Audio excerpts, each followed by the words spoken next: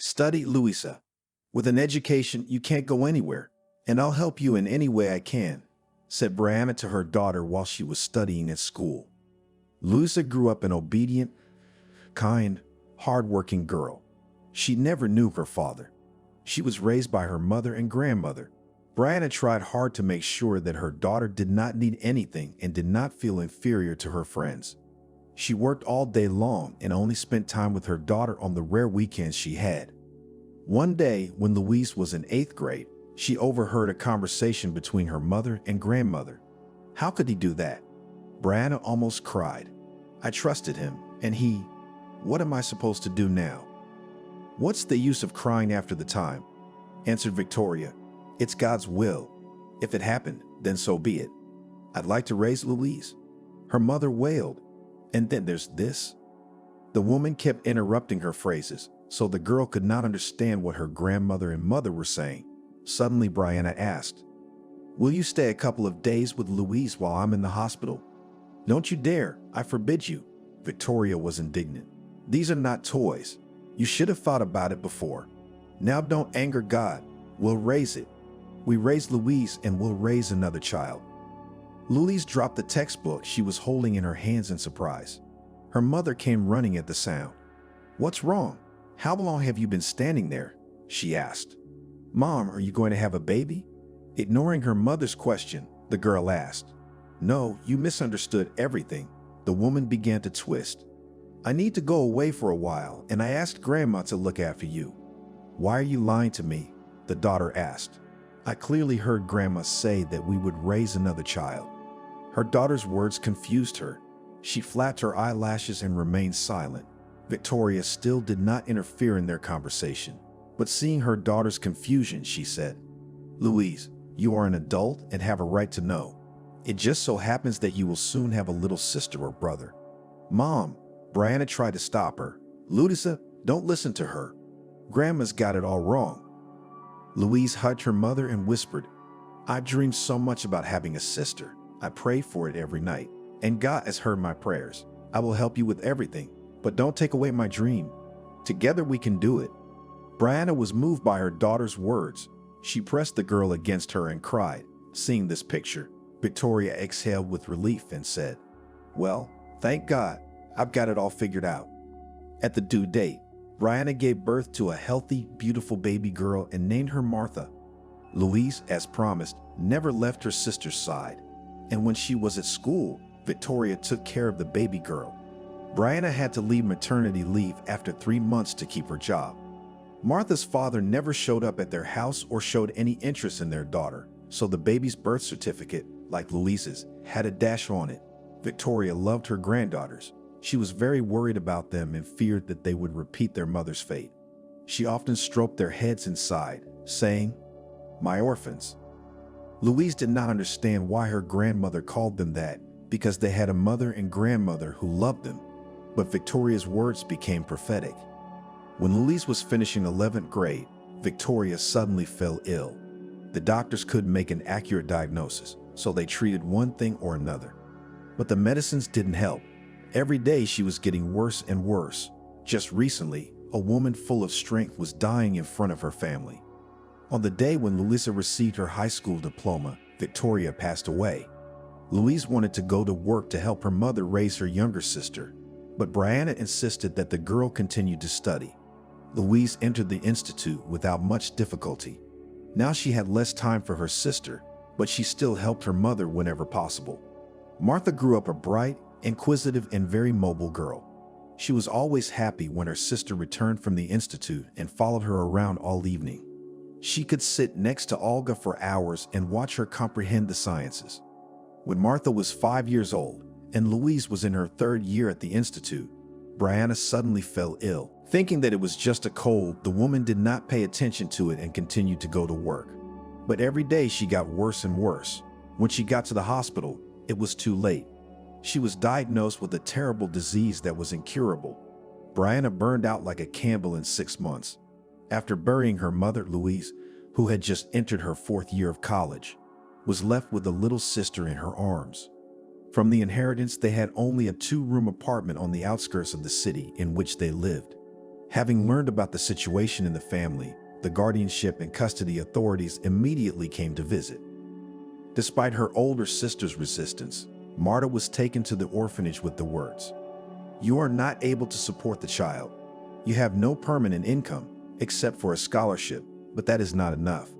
Get a job and then come to us." For several days, Louise went door to door looking for work, and luck smiled on her. She found a job as a housekeeper in a wealthy house. The owner, a woman in her 50s, was looking for a housekeeper, but she needed references.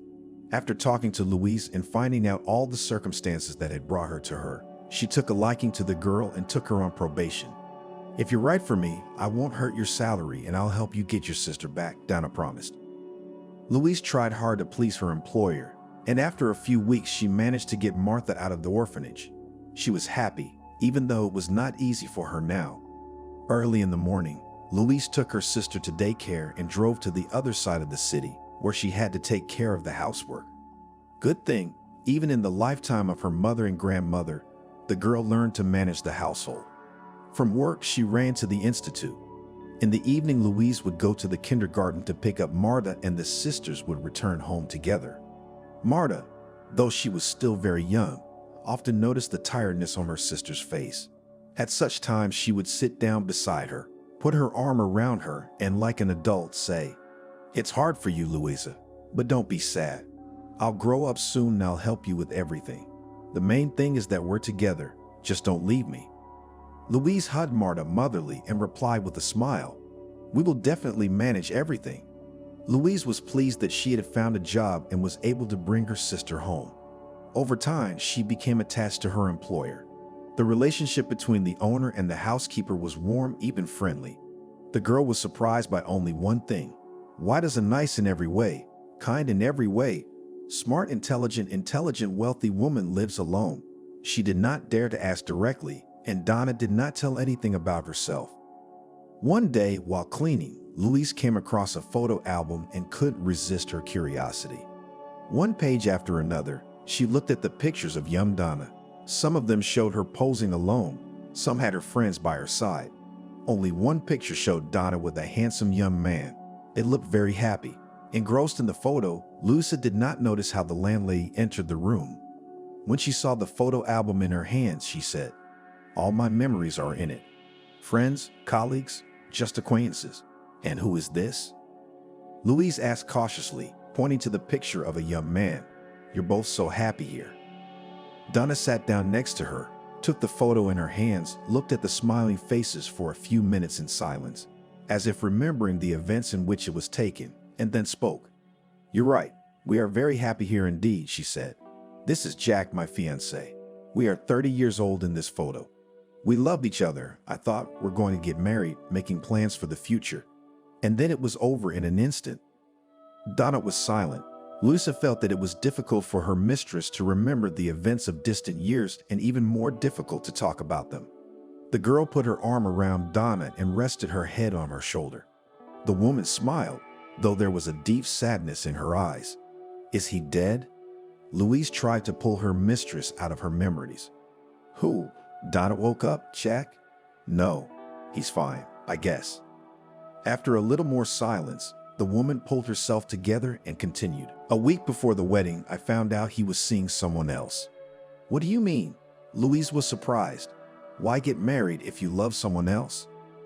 Donna smiled and looked at the housekeeper with a slight squint of her eyes. "You're still young. You don't understand a lot of things.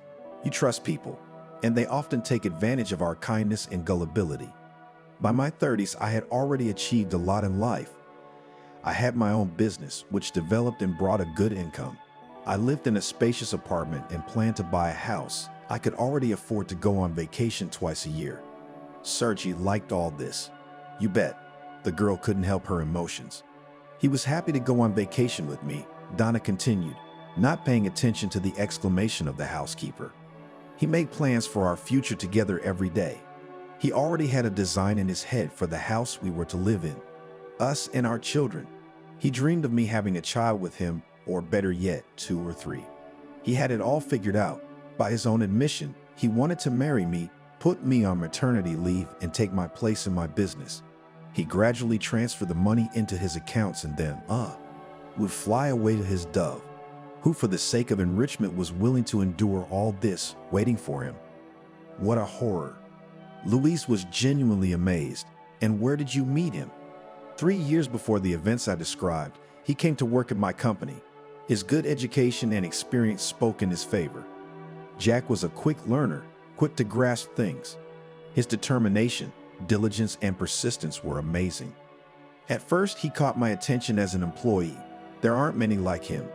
Gradually, our communication turned into a friendly one, and 2 years later, he made me an offer. I knew him only from a positive side, so I immediately agreed. Before him, I had many admirers, but in all of them I found some flaw. Jack seemed perfect to me. It's true what they say. Love is blind. When you found out about the affair, did you break up with him? Yes, I kicked him out the same day. After Sergei, no one could win your heart, Louise asked. I was already pregnant when I broke up with him, Donna admitted.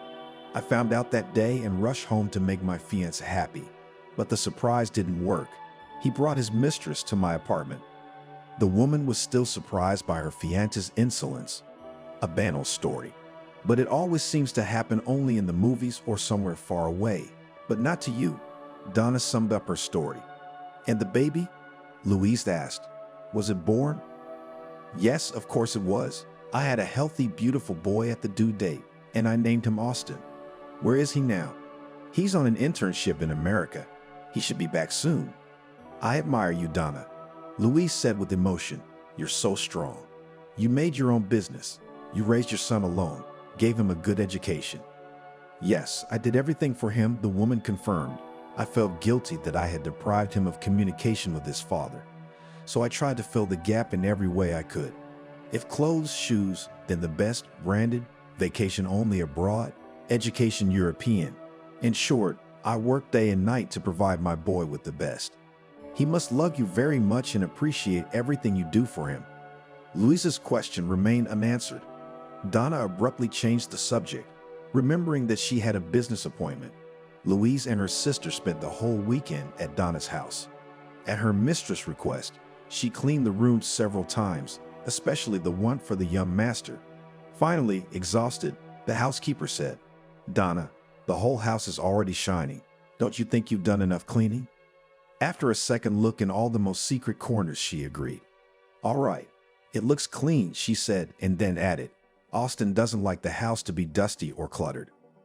Early the next week, the mother was looking forward to her son's arrival. You don't have to come tomorrow, she told Louise the day before. Austin and I will need some alone time. It's been so long since we've seen each other. The housekeeper nodded and said goodbye. The next day after school, Louise hurried to the daycare center to pick up her sister early. The weather was overcast. It had been raining since the morning. In the afternoon, the rain stopped, but the humidity and strong wind were pervasive. Louise was standing at the bus stop waiting for the bus when a car stopped nearby. A young man got out of the car and, ignoring the people around him, headed toward the flower store behind the bus stop. Louise looked at the stranger at the door and suddenly caught herself thinking, lucky the girl he's going to marry will be lucky. Without realizing what it was about him that attracted her attention, she noted his confident gait, his noble bearing, his attractive appearance, and the trail of expensive cologne that followed him drove her crazy.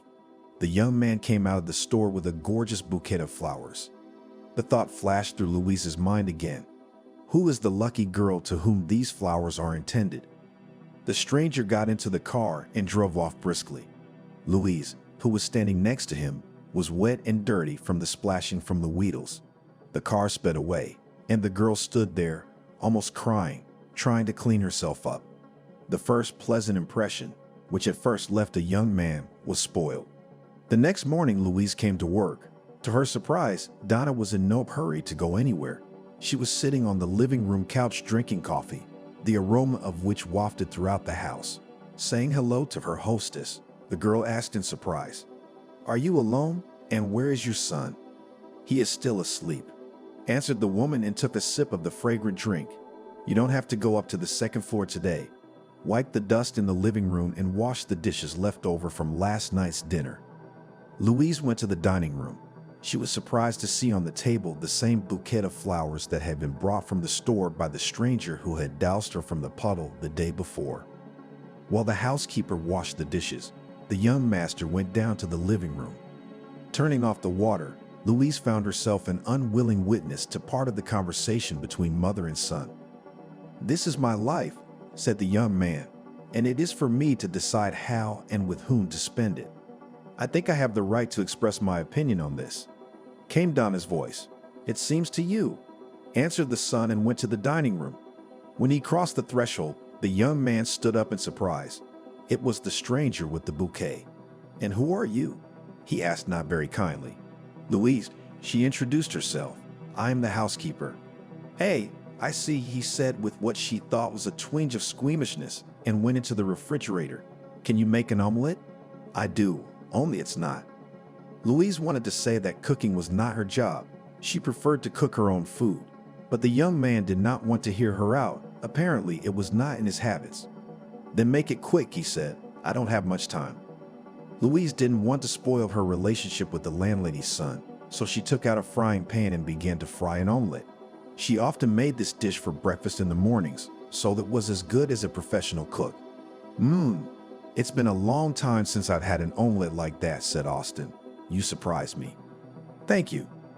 Louise realized that she was pleased with Austin's praise. At that moment, Donna entered the dining room. Now she was in full dress, as always. "I see you two have met," she said. "Thank you, Louise, for breakfast. You can be free. But don't forget to dust the living room." After finishing her work, the girl walked along the road towards the institute and replayed in her head the events of the last 2 days. Something was wrong with Donna and Austin's relationship. For all his external attractiveness, there was something repulsive in the young man's behavior. On the one hand, that gorgeous bouquet for his mother, and at the same time, the rude conversation with her in the morning. Louise remembered with what impatience Donna waited for her son, and now they behaved as if they were strangers to each other. She couldn't stop asking herself, why did Austin have such an attitude toward the closest person to her? What could she have done to displease him? And what were they arguing about in the living room? A familiar voice interrupted her thought process. Louise turned her head and saw Austin sitting behind the wheel of the very car that had doused her the day before. He was smiling with his mouth full of white teeth like a Hollywood actor. While Louise was gathering her thoughts, the young man repeated his question. "How far are you going? I can give you a ride." "No, thank you," she replied. "I'm almost there." "Well, as you wish," Austin said with a shrug of his shoulders and drove off sharply. One day, Louise came in when Donna was no longer home. After cleaning up, the girl was about to leave, but Austin stopped her. "Are you leaving already?" he asked. "I was going to ask you to clean my room." Louise took a vacuum cleaner, a rag, a bucket of water, and went up to the second floor. All the time she was skillfully operating the vacuum cleaner, Austin stood in the doorway and watched the cleaning. At one point, Louise felt out of place. "Is something wrong?" she asked. No, it's great. I love watching other people work. Have you tried getting a job?" Austin didn't like Louise's question. He wrinkled his nose and concluded, "You're impertinent," and then added, clearly wanting to put her in her place. "But what can you take from a housekeeper? You've hardly been taught manners." "I see you didn't go to etiquette school either," Louise suggested in the same tone. "If you'll allow me, I'll take over." "Of course, the money has to be paid," Austin said and left the room. Having finished cleaning, Louise went downstairs. Austin was lying on the sofa in the living room. When he saw the housekeeper, he stood up and looked at her from head to toe and asked, "Is it over already? So soon? Check it out. If there's anything wrong, I'll fix it." With a hum, the young man went upstairs. After a minute, he looked out of his room and said, "That'll do for the first time." "Thank you, and that's it," Louisa replied and headed for the exit. "Why did your mother take you?" he said to her. "You're always in a hurry. What if I need a housekeeper tonight?" "Donna is quite satisfied with my candidacy." The girl was not confused. "You should hire someone else. You're too talkative," the young man said irritably. "This is no way for a servant to behave. And you find yourself a deaf mute. She will not hear your rudeness and will not cross you," Louisa replied and disappeared behind the door. Austin shook his head unhappily and went back to his room. He wasn't used to being spoken to like this. Usually girls looked him in the mouth, trying to please the enviable beau. But now some housekeeper had taken the liberty of speaking to him disrespectfully. It really hurt the young man. And at the same time, Austin was impressed by Louise's boldness and sharp wit. The next day, the young master got up early. Louise caught him in the kitchen as he rummaged in the refrigerator. Donna was finishing her coffee and giving her son advice on what to eat for breakfast. "Maybe our housekeeper could make me something," Austin suggested, looking at Louisa. The girl looked at him, then at her hostess. Catching her questioning look, Donna said, "Louisa, if it's not too much trouble for you, feed my hungry son. At the end of the month, I'll recalculate your paycheck." The housekeeper quickly threw on an apron and started preparing breakfast. Meanwhile, the housekeeper said goodbye to the household and left for work. While Austin devoured Ova's cheesecakes, she began to clean up. Wiping the dust in the office, the girl felt a stare. Turning around, she saw Austin standing on the doorstep, watching her every move. "Did you need something?" she asked. "I wanted to thank you for the cheesecakes," he said. "I'm glad you liked them." The girl wanted to continue her work, but she noticed that Austin was not leaving. "Anything else?" she asked. "You're feeding me breakfast," the young man replied. "Let me take you to lunch." "Thanks, but I eat lunch at the Institute in the cafeteria." "I see. Where do you get the money for restaurants?" "But don't worry. If I invite you, I pay." "You're an amazing man," she said, apparently wanting to thank you. "You managed to offend. I do not need your restaurants. I trust the canteen at the Institute more." "Come on, don't pout." Austin tried to reconcile. "I don't understand your stubbornness either. You're invited to a restaurant, and you refuse." "Aren't you used to rejection?" Louise suggested. "Usually girls jump to the ceiling when I ask them to spend time with me," Austin admitted. "I've had enough of your company here," she retorted, "and your ceilings are high. I can't jump, so I'm not going to try." "Okay, we don't have time for lunch, so why don't we have dinner tonight? If you don't want to go to a restaurant, let's go to a cafe or a canteen," he said and grinned. "Maybe I'll like it there too." "I don't think so," Louisa replied. "Dine with your sportswoman where you're used to. I'll make do with homemade cutlets."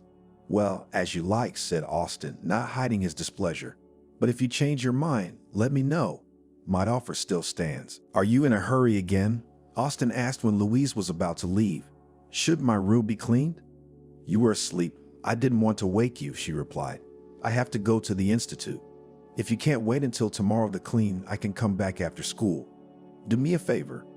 After class, Louisa went to work. Donna wasn't home yet, but Austin welcomed her with open arms. "I thought you weren't coming." Ignoring her young master's nagging, Louise changed into her work clothes and headed upstairs. What was her surprise when she entered Austin's room? Orderly and clean, everything was in its proper place. The surprised housekeeper turned to the young man who had followed her and asked, "Did you clean it yourself? Do you think I can't even tidy my own room?" He answered her question with a question. "I didn't say that," Louise remarked. "Then why did you have to invite me? It's a good thing the Institute is within walking distance of your house. Otherwise, you wouldn't be lured to dinner," Austin explained. "What dinner?" she asked, not hiding her annoyance. "I have to go to kindergarten. My child is waiting for me, and I'm going to have dinner here." While Austin was digesting what the housekeeper had said, Louise went downstairs, changed her clothes, and headed out. She was stopped at the door by the young master. "So you have a child? And you're breaking like a girl," he said and grabbed her arm and pulled her to him. Louise didn't have time to realize what was happening when Austin pressed her against the wall and started kissing her. The girl tried to resist, but the forces were unequal. With one hand, the guy held her arms, and the other was already getting under her skirt.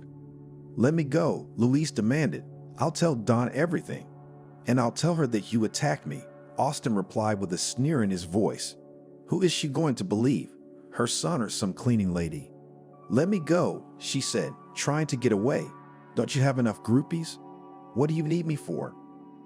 The girl's fierce resistance made the young man even more eager. His kisses became more and more demanding, and his hands roamed all over her body. In one motion, Austin pulled Louise down onto the couch and began to undo the buttons of her blouse. "There are a lot of admirers, but they get boring," He admitted in a burst of passion. They're just a whistle away. And you're not like that. Then let me go, Louisa begged. I don't want to be like this. Austin had no time to say anything when his mother's voice came from behind him. What's going on here? She asked menacingly. Austin jumped up from the sofa like a scalded man and said, smoothing his hair and clothes with his hands, I didn't hear you come in. I noticed, Donna parried. So what's going on here? Louise rose to follow Austin. Burning with shame, she hid her eyes and tried to tidy her clothes. Excuse me, Donna, the housekeeper said in a low voice. She wanted to explain the situation, but Austin interrupted her. Mom, we're adults to answer to you, he said. It seemed to me that Louise did not enjoy your caresses. You imagined it, replied the young man. No, I didn't. Louisa interrupted him. I'm sorry, Donna, but I'm not going to work in your house anymore. I took a job as a housekeeper. It's not my job to please your son. You have nothing to apologize to me for, said the landlady. I'm the one who needs to apologize to you. Go home. We'll talk tomorrow. Louise grabbed her bag and quickly ran out of the house. She wanted to forget this nightmare as quickly as possible, but the scent of Austin's expensive cologne followed her all the way home. It wasn't until she took a shower that she was able to get rid of the intrusive scent. The next morning, Donna called Louise herself and asked her to come to her house. Austin wouldn't be there, she warned, but we need to talk. Half an hour later, Louise was already at Donna's house. Don't be angry with my son, she asked. He thinks money can buy everything and everyone. It's probably my fault. Like any loving mother, I always wanted the best for him, so I worked 20 hours a day. Austin was left to his own devices. When he was little, he had a nanny, but when he grew up and became independent, that's when the problem started. As is often the case when parents are very busy, the teenager got involved with a bad company, fell in love with a girl who at that time was already on the record in the police. The boy, who for 7 years of schooling had shown great promise, seemed to be replaced. He became rude, left home, skipped lessons at school. Persuasion and pleas didn't work. In order to pull him out of this company, I had to change my place of residence and the school my son attended. Austin was very worried about parting with this girl, blamed me for all the deadly sins. For a few years, our relationship was very strained, but gradually my son got his head on straight. He graduated from school with a silver medal and entered the institute. Everything seemed to be back to normal, but the spoiled relationship with my son never fully recovered. In his eyes, I remained forever busy mom, who first deprived him of his father, and then his favorite girl. But it's been so long. Louise couldn't contain her emotions. Your Austin is a grown man. He's only grown up, Donna replied, but in his heart, he's still a hurt little child who takes revenge for his wrongs whenever he gets the chance. But you said he was on an internship, Louise recalled. Yes, Austin had graduated with honors and had been offered a position with a well-known company, but he had to do an internship first. I hoped that being away from me would change him, and I thought it would, but yesterday I caught you. It wasn't my fault, Louise said. I was about to leave, but I believe you. The landlady interrupted her. You don't have to justify yourself to me. I thought my son liked you, and I hoped that you and he could have a relationship, but I guess I was wrong again. I don't think I'm the right girl for him, Louise said. We have different attitudes to life and people. Maybe, agreed Donna, but I still want to ask you not to leave my house. I've grown attached to you, and it's hard to find decent, honest people like you these days. After a short pause, Louise shook her head and said, No, Donna, I'm sorry, but I don't want to see your son again.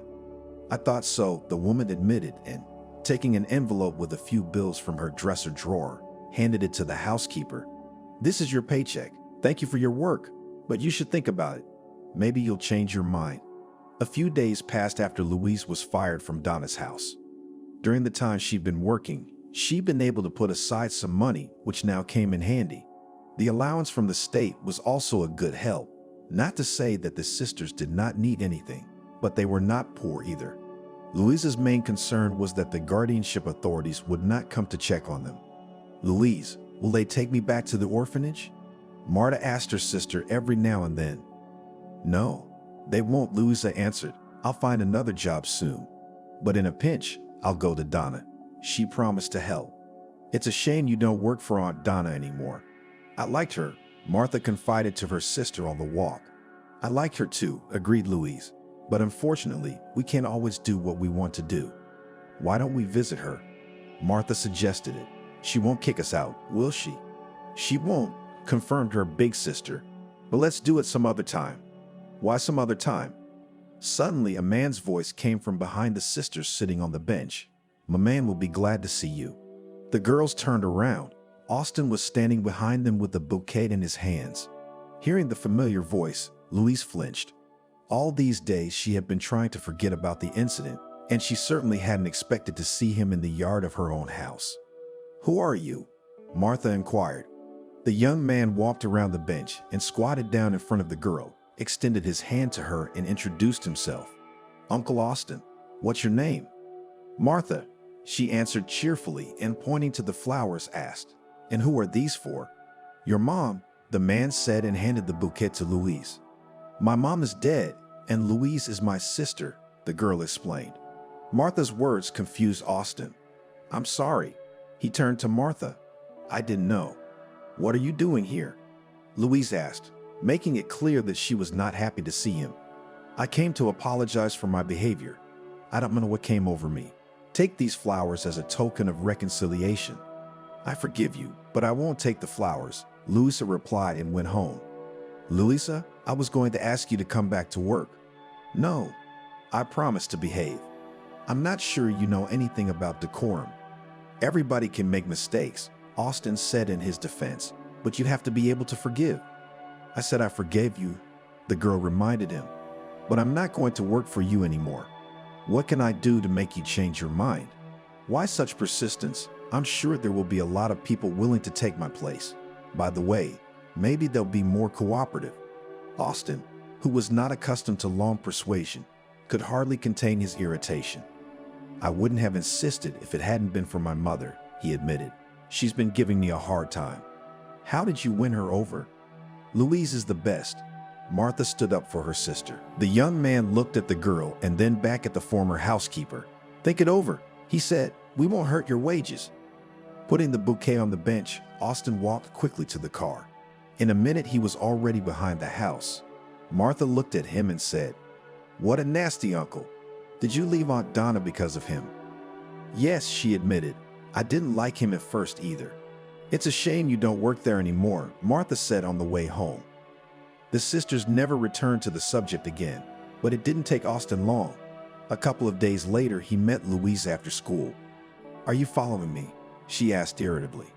Finally, you stopped yelling at me, the young man remarked. I think we're even closer now. Why did you come here? Louise repeated the question. I wanted to see if you had changed your mind. No. That's a pity. Mammy's having a hard time. Austin paused, as if waiting for a clarifying question, but when he didn't, he continued. I was hoping your return would get her back on her feet quickly. What does that mean? Louise didn't understand. Didn't I say? Mom stumbled on the porch and fell and broke her leg. Now she's sitting at home, telling me every minute how bad I am. Why didn't you tell me this before? The girl got worried. Are you driving? We're in the car, Austin replied with a smirk. Will you even get in my car? If you don't mind, Louise said and followed him. Austin turned the key in the ignition and pressed the gas pedal. The car squealed and sped forward like a rocket. Louise's breath caught in her throat. Don't be afraid. I'll take you home like an airplane, the driver promised. The main thing is not to take off early, she replied, holding tightly to the handle. And you with humor, noted the young man and grinned. Soon the car pulled up outside Donna's house. Austin got out of the car and called out to his mother, but no one answered. Stepping over the threshold of the house, he shouted, My man, look who I brought you. Louise appeared at the door. She immediately saw the owner sitting on the sofa in the living room with a plastered leg. Donna was overjoyed to see her guest. What a surprise, she exclaimed. Unexpected, but very pleasant. Have you changed your mind and decided to come back? Come in. Well, why are you standing on the doorstep like a stranger? Donna was genuinely happy to see Louisa. She didn't know where to sit her or what to serve her. Well, you two talk, Austin said, going upstairs. When you go home, he said to Louise, call me. I'll drive you. Thank you, she replied, but I know the way. I'll try it myself. As you wish. The landlady and the former housekeeper sat over a cup of tea and talked like good old friends. Donna was interested in the girl's studies, her plans for the future, asked about her younger sister, and did not fail to complain about the accident that had happened to her 2 days ago. But most of the time the woman talked about her son. I think Austin has begun to grow up, she admitted. He is changing in front of my eyes. He stopped being rude, became more restrained and patient, helps me around the house. And most importantly, he went to work. It's about time he got his head on straight. Yes, Donna agreed, but I think you can take credit for that. Me? Louise was surprised. You're exaggerating. I haven't worked for you for half a month. It was after you left that I started to notice a change in my son. Maybe he's fallen in love with you. Donna, don't make this up. I'm just a servant for your son, a cleaning lady. Men like him don't even look at men like me. And frankly, I'm not crazy about Austin. You should look at him though, Mom said. He's not bad at heart. Austin was great when he was a kid. If it hadn't been for his exposure to bad company. I understand, Louise interrupted her. Like a loving mother, you idealize your child. But Austin's grown up now, and he has to take responsibility for his actions. You're right, Louise. You're absolutely right. But everyone can make mistakes. Give him a chance. I see the way he looks at you. You're not like the rest of his girlfriends, mercantile, glossy, capricious dolls who are used to having fun and doing nothing. You're real. You're just like me when I was young. That's probably why I'm so attached to you. I am flattered to hear you say that, Luisa replied. But don't try to set me up with your son. I am not sure that we both need it. The conversation was interrupted by the sudden appearance of Austin. Glancing at the clock on the wall, he asked the guest, "Aren't you going to be late for kindergarten?" Louise jumped up like a scalded woman. "Oh, I'd forgotten all about the time," she confessed. "Donna, get well. I'll visit you again, with your permission. Or maybe you can come back to us at least for a while," the landlady asked, "until I get better." Louise was taken by surprise by her landlady's request. She didn't want to see Austin every day, but she couldn't say no to someone in need. "Okay, I'll go to work tomorrow," she promised and headed for the exit. "Can I give you a ride after all?" Austin asked. "I'm going your way. I won't bother you," he promised and grinned. "Come on, Louise." Donna joined in. "You'll have a long ride on public transportation, and the daycare center will be closed by then." "All right," she said, and followed Austin. Almost the whole way, the young people drove in silence. Stopping near the garden, Austin suddenly asked, "I do not understand why you have taken on all this trouble. You yourself are not yet firmly on your feet, and then there is your sister. Where am I supposed to put her?" Louise asked. "Well, there are boarding schools, orphanages," he began to enumerate. "I have no doubt that if you were in my place, you would have done the same thing. I love my sister. But you probably don't understand that." She was about to get out of the car, but Austin stopped her. "Why are you making a monster of me? I thought I already apologized for my behavior. I just wanted to say that it's hard to carry a baby on your own, especially in your situation." "Yes," Louise agreed. "It's a difficult position to be in. But Martha's my sister, and I'm the only one she's got. She has no one else to rely on. I will never abandon or betray her." "That is commendable," said Austin with his usual grin. "You decided to put your youth on her, and then she'll grow up and won't thank you for it. You shouldn't judge people by themselves. Not everyone grows up ungrateful," Louise retorted. "I don't do it for thanks. Perhaps I need it more than she does, but you don't understand that." Louise got out of the car and headed for the kindergarten. Austin stared after her until she disappeared around the corner. The housekeeper's words had hurt his ego. He hated to hear that he was an ungrateful, insensitive man, but she was right about something. Pressing the gas pedal, he drove off briskly and quickly disappeared. All the way he pondered Louise's words and analyzed his life. So far, everything had suited him. Austin considered himself a reasonably intelligent, educated, well-bred man. He was in demand with the opposite sex and authority among friends. He was used to people looking at his mouth and fawning over him. And here's some girl who knew nothing about his life, constantly wiping his nose. On the one hand, he found himself thinking that he liked Louise. Unlike the others, she did not ingratiate herself with him. On the contrary, She openly expressed her opinion, but at the same time, that was what annoyed him about her. Sometimes Austin felt that his mother's housekeeper thought too much of herself. The man, engrossed in his thoughts, did not notice that he had reached the house. Once inside, he saw that his mother was still sitting in the same place. At some point, the man felt his heart squeeze. "Mom, do you need help?" he asked. Donna flinched in surprise. "No," she said, and then suddenly added, "This is the first time you've called me Mom in a long time. I've been mom and mother to you for a long time. Did something happen?" "No," Austin answered. "I just suddenly realized that I have no one else but you." Tears glistened in the woman's eyes. Austin, pretending not to notice, went quickly upstairs and hid in his room. The next day, Louise arrived at Donna's house as promised. Austin wasn't home, but his mother wouldn't stop talking about him. "You know, Austin's changed a lot since he met you. I think you're having a very positive effect on him," she shared with the housekeeper. "Don't exaggerate, Donna," the girl asked. "I don't take any credit for it. It's just that people change. Your son must have realized that you are the closest and dearest person to him." Having finished cleaning, Louisa said goodbye to the landlady and went to the institute. After class, she got an unexpected surprise. Austin met her on the way to the bus stop. He was holding a small but beautiful bouquet. "Hi, these are for you," he said and handed them to Louise. At times like this, Louise felt awkward. She still didn't trust Austin. It seemed to her that a man could not have changed so dramatically in such a short time. "It's unnecessary," she said, looking at the flowers. "Why did you come here? First of all, the flowers are a thank you for my mother. Thank you for helping her. Second, stop yelling at me. I'm only 5 years older than you. You don't have to thank me for something I do with heart and pleasure, especially not for free. Give those flowers to Donna." "You again?" Austin looked at the girl reproachfully.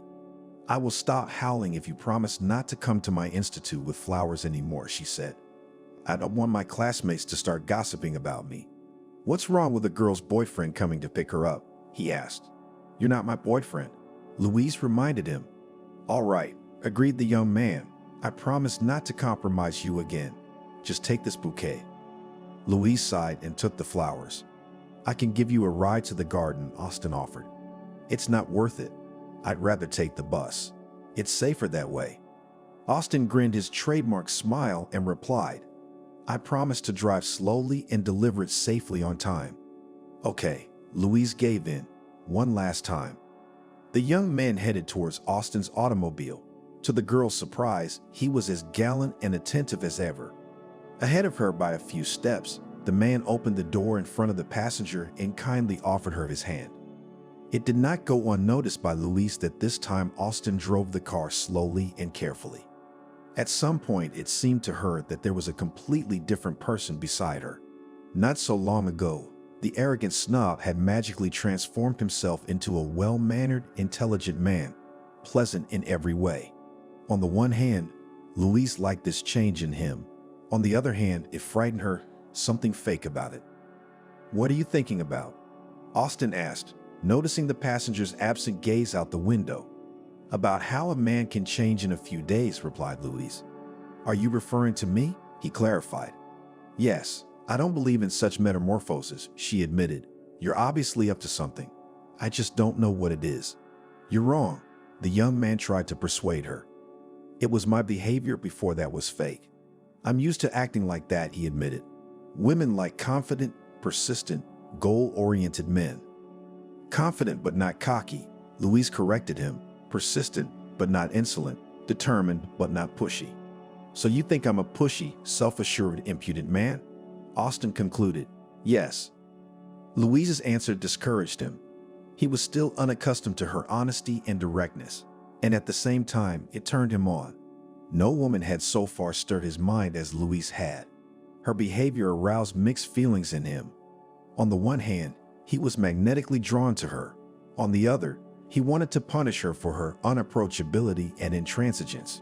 "Here we are," Austin announced, stopping outside the nursery. "I'll wait for you here." "No need. It's just a short walk from here to our house. We'll walk with Martha." "I don't mean to be intrusive," the man said, mindful of the conversation. "But could I keep you company?" Louise shrugged her shoulders and headed toward the kindergarten. Her sister ran out to meet her. Noticing Austin behind her, she asked in her ear, "What's he doing here?" "We met by chance," Louise explained in a whisper, "and he offered me a ride." "Did he also give you flowers by chance?" she asked in a whisper, and then she said, "I don't like him anyway, even with flowers."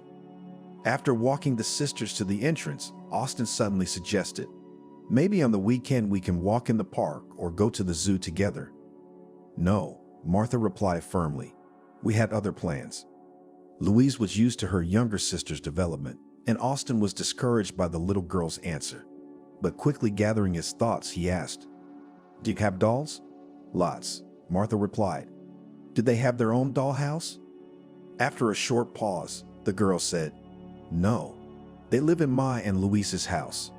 "But everyone should have their own house," Austin insisted. "Would you like us to buy your dolls a house too?" The pause dragged on. Martha could feel the thought process going on in her head. Like any girl, she wanted a dollhouse, but she still didn't trust Austin. Realizing the reason for the silence, the man turned to Louise. "Do you mind if I give your sister a gift as a sign of reconciliation? I'm not sure it's right or necessary. Let's skip the expensive gifts." "I'm about to get my first paycheck," the man said. "I'd like to spend it on something nice." Louise wanted to reply, but Austin beat her to it, adding, "I promise I won't neglect my mom." But that was unnecessary, she insisted. "Thank you for the ride and for seeing her off," she said, and taking her sister's hand in hers, she disappeared down the driveway. On the morning of the day off, the girls were in no hurry. They had no special plans, so they lay in their beds and talked. Suddenly, the doorbell rang. Jumping up like a scalded woman, Louise ran to the bathroom, shouting on the way, "Who?" "It's me, Austin," came a voice from outside the door. "Wait," commanded the girl and disappeared into the bathroom. Martha had made her bed and her sister's, and after glancing around the room and making sure everything was in order, she opened the door. The man was holding a huge box. As he crossed the threshold, he set it on the floor and said to Martha, "This is for you. Unpack it." The girl looked from the giver to the gift with disbelief. She guessed what was in the box, but did not dare to open it without her sister's permission. "Don't be shy," Austin urged her. "I promised you a doll's house, didn't I? Take it. I'm not going to carry this weight back, am I?" Martha's last argument seemed reasonable, and she began to remove the wrapping. After a hasty shower, Louise came out of the bathroom wrapped in a towel. She hadn't expected to see Austin here, so she froze in surprise for a few seconds and then disappeared out the door again. That was enough time for the man to get a glimpse of the housekeeper's chiseled figure. Her smooth legs, graceful arms, straight posture, slim waist, and narrow shoulders were as if chiseled by a talented craftsman. In such a way, Louise stirred Austin's imagination even more.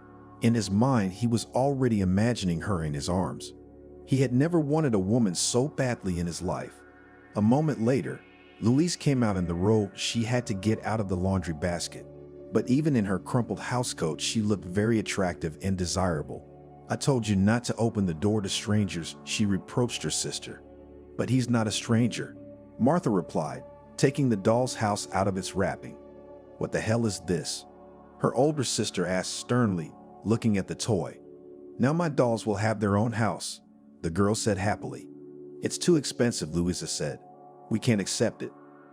Martha, engrossed in the toy, did not even react to her sister's words. "But I'm not going to take it back to the store," Austin replied. "They won't take it back without its wrapping." "Look how happy your sister is. Can't you take it away from her?"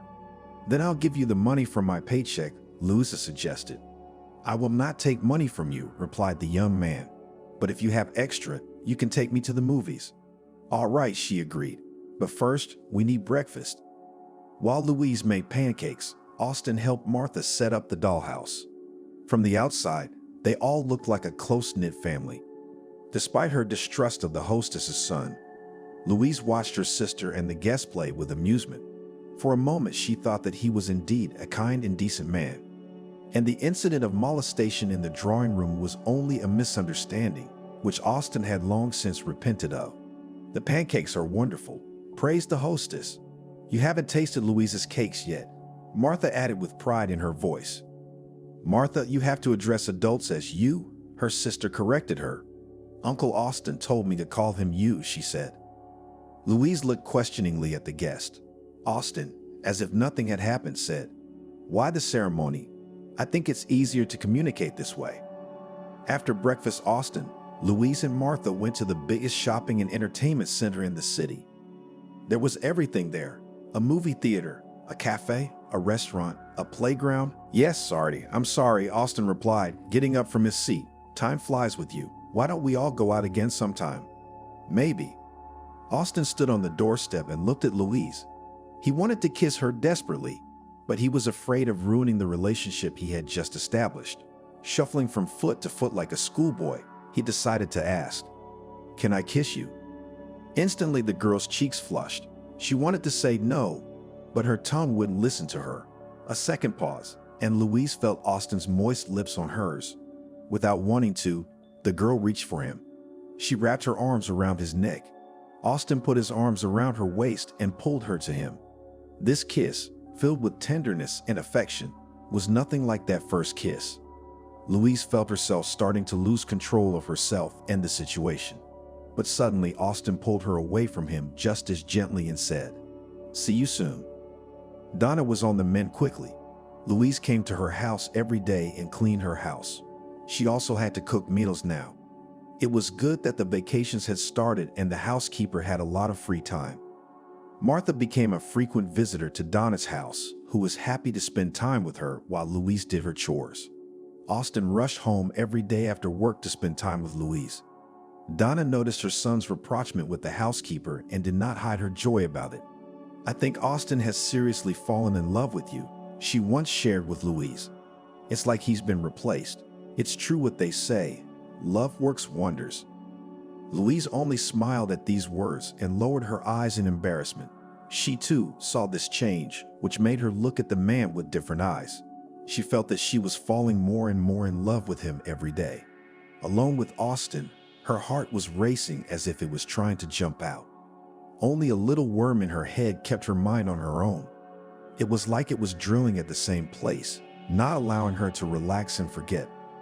Martha, in spite of her young age, was thinking naturally. "Uncle Austin may be a good man, but he's not for you," she told her sister privately. "You're different. You seem to like him, don't you?" Louise asked. "Yes," she confirmed, "but he's not real. He's too perfect." When Donna's cast was removed, she was offered to go to a local sanatorium for rehabilitation. Without much thought, the woman agreed, taking a promise from Louisa that she would take care of the house during her absence. "Maybe Marta could come with me," the landlady suggested it. "It would be a nice change of scenery for the girl, and I wouldn't be bored." Martha gladly agreed to Aunt Donna's suggestion, and 2 days later they left for the sanatorium together.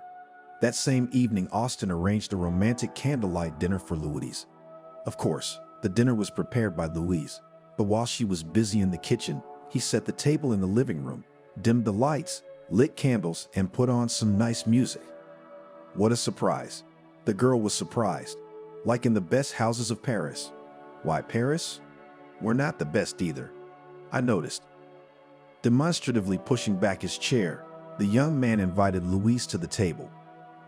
Playing along with him, the girl, lifting her skirt slightly, walked solemnly to the chair and sat down. Austin unsealed a bottle of red wine and filled the glasses. "I propose a toast to us," he said. Taking a sip, Louise put the glass back, but Austin made the toast again and again. Even a dense dinner did not relieve the girl, who was not used to alcoholic drinks, from a slight dizziness. "Maybe we should dance," Austin suggested, and taking Louise by the hand, led her to the center of the living room. To the quiet, peaceful sounds of music, the young people slowly twirled in a dance. Despite her outward calmness, Louise's insides were trembling. Every touch of Austin stirred her. Her heart periodically tried to jump out of her chest. The wine and the ever-present scent of Austin's cologne were intoxicating. At some point, Louise's legs felt cotton and her eyelids felt heavy.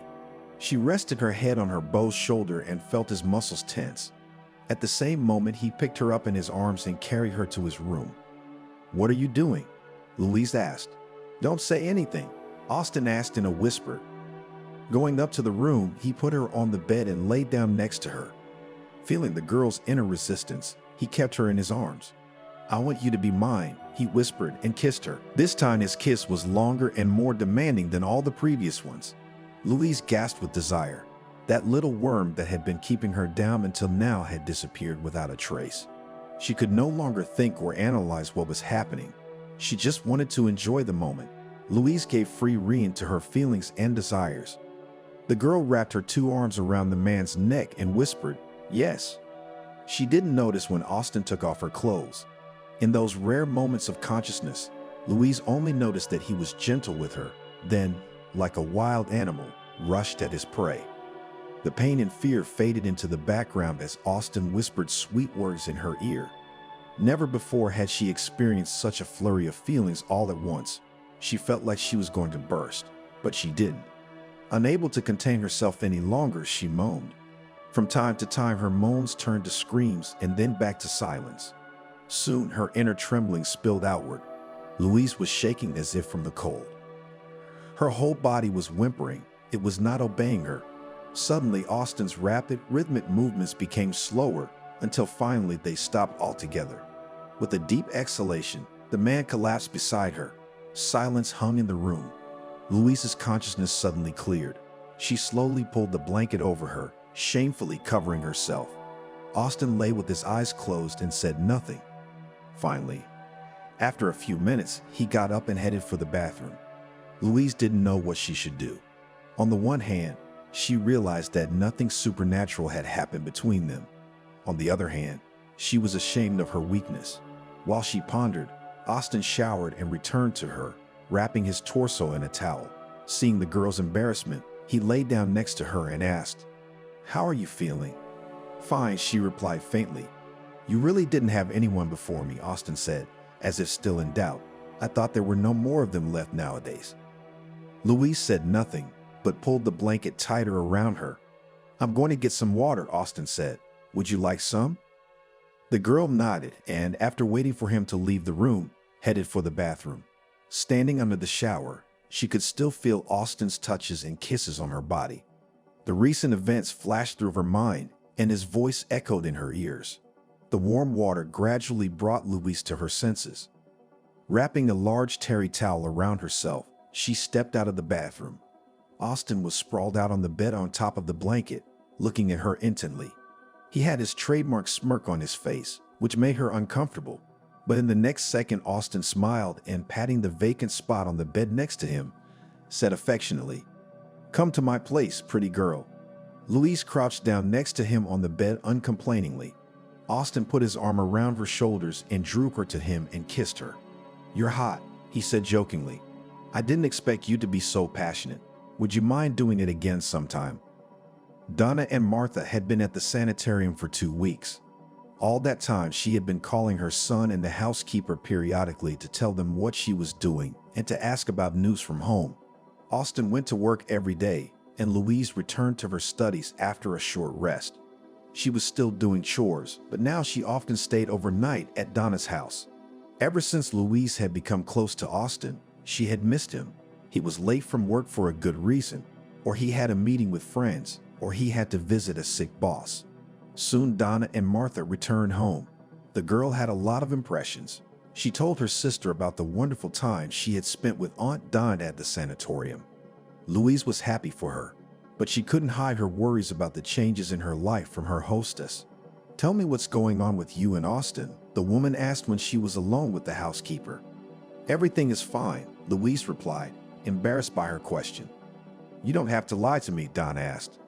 "I was happy to learn that you had started a relationship with my son, but I don't see joy in your eyes." "I'm glad," Louise said, "but I think Austin's been spending less time with me. I think he's gotten colder." "Don't make it up," Donna reassured her.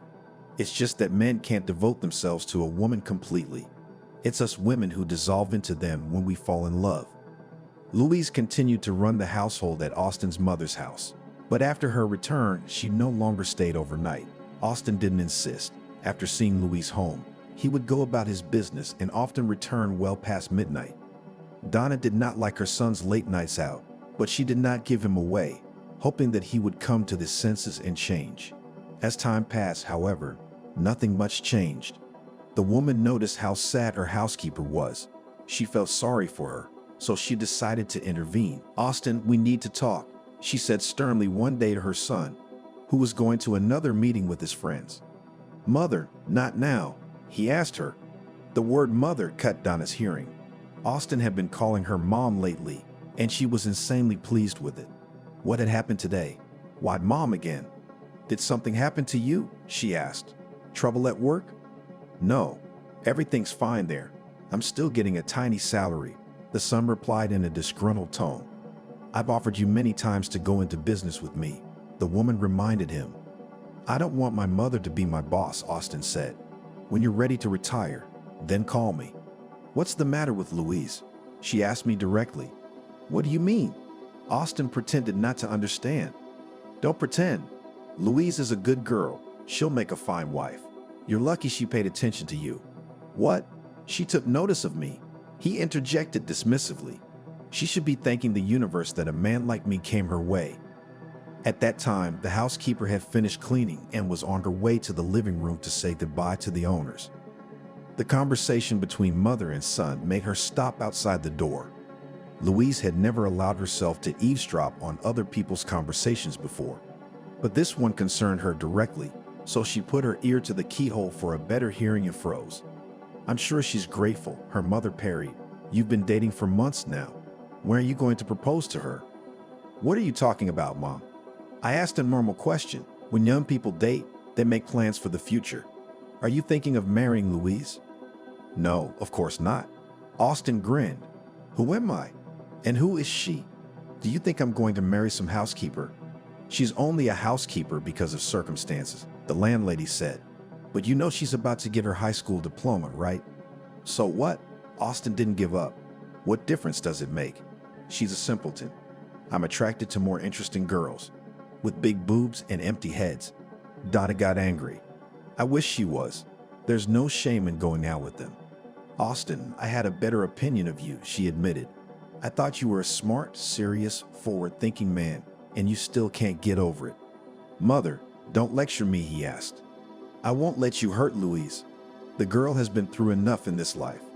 "I'm not going to hurt her," the man replied. "Isn't that how it works? You meet and then you run away." Seeing that her son could not be persuaded, Donna bitterly waved her hand and left the living room. Frustrated, she headed for the stairs, not even noticing the housekeeper standing outside the door. Louise didn't move. Tears were streaming down her cheeks. She realized that Austin had deceived her. When she returned home, she cried into her pillow all night. The next morning, she woke up with a firm decision to sever all relations with the family in whose house she had worked for many months.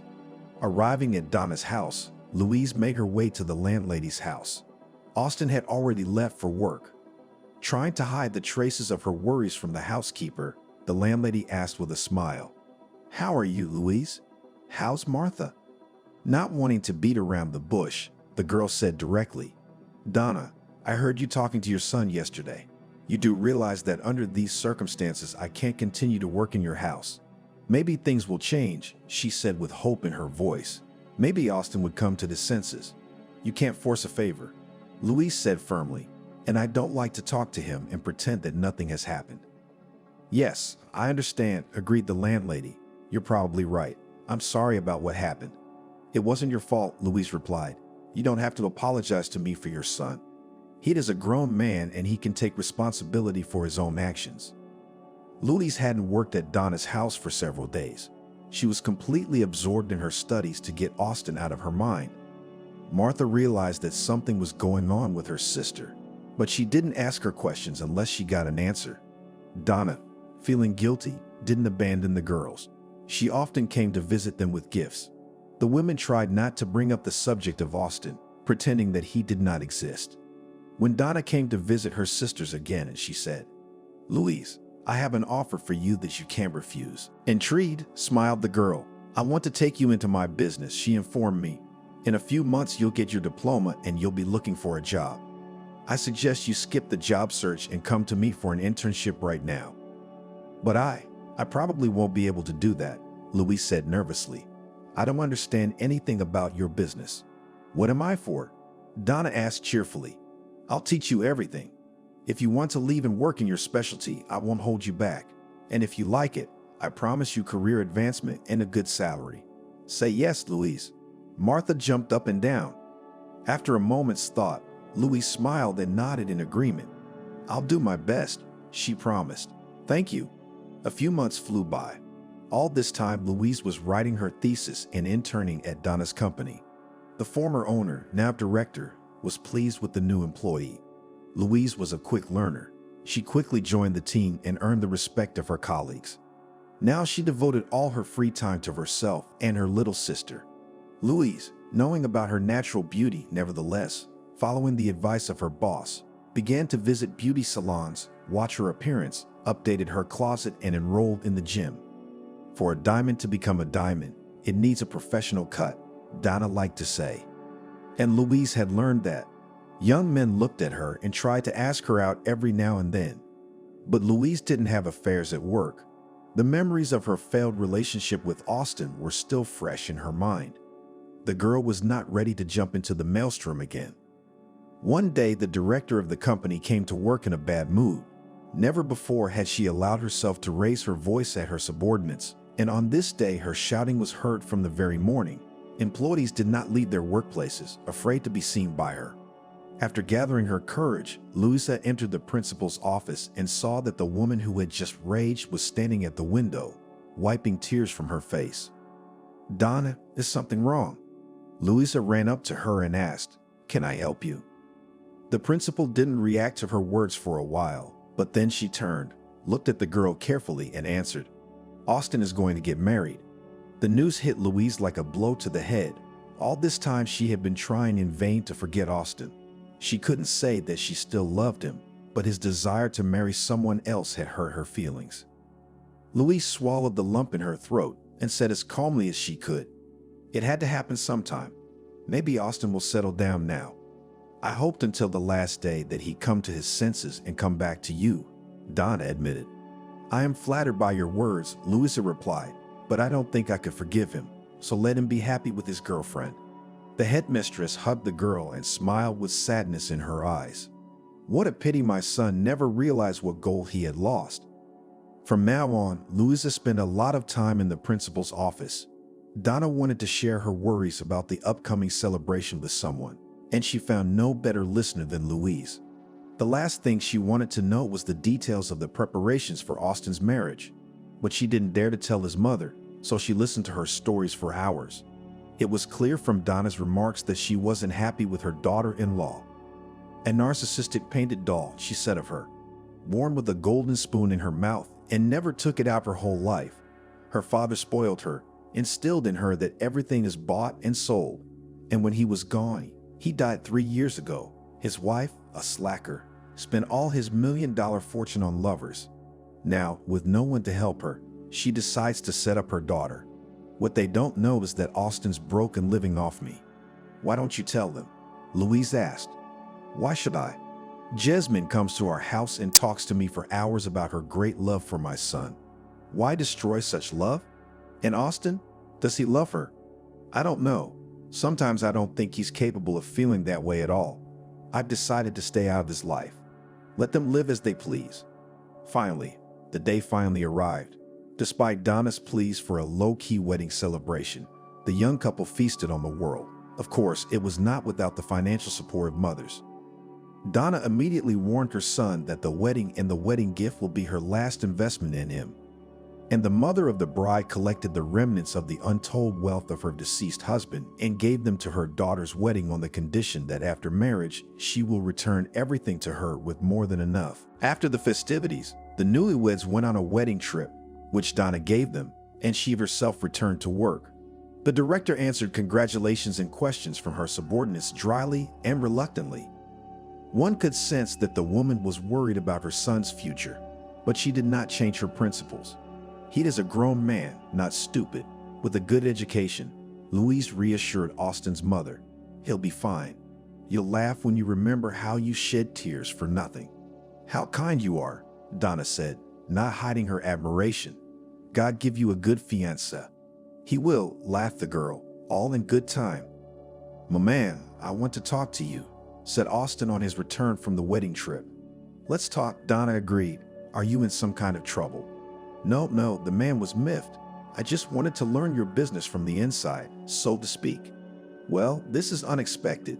You've always been against the mother superior." "Everything in this world is changeable," Austin replied philosophically. "I changed my mind.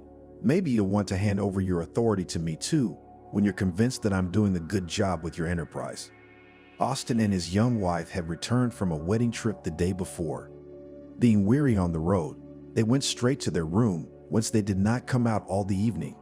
It was not until the next morning, while Jasmine was lying in bed, that Austin came into the parlor and had an unexpected conversation with his mother. "Well, I don't mind," Donna said. "My business is going to be lambasted by you anyway, so it's better to get into it beforehand. When are you planning on going to work?" "Oh, we could do it today. I don't think I'll get into the process right away, so first I'll get to know the staff, get used to the office." Mother grinned and looked at her watch and said, "Then you have 15 minutes. I don't like my employees to be late. I'll wait for you at the car."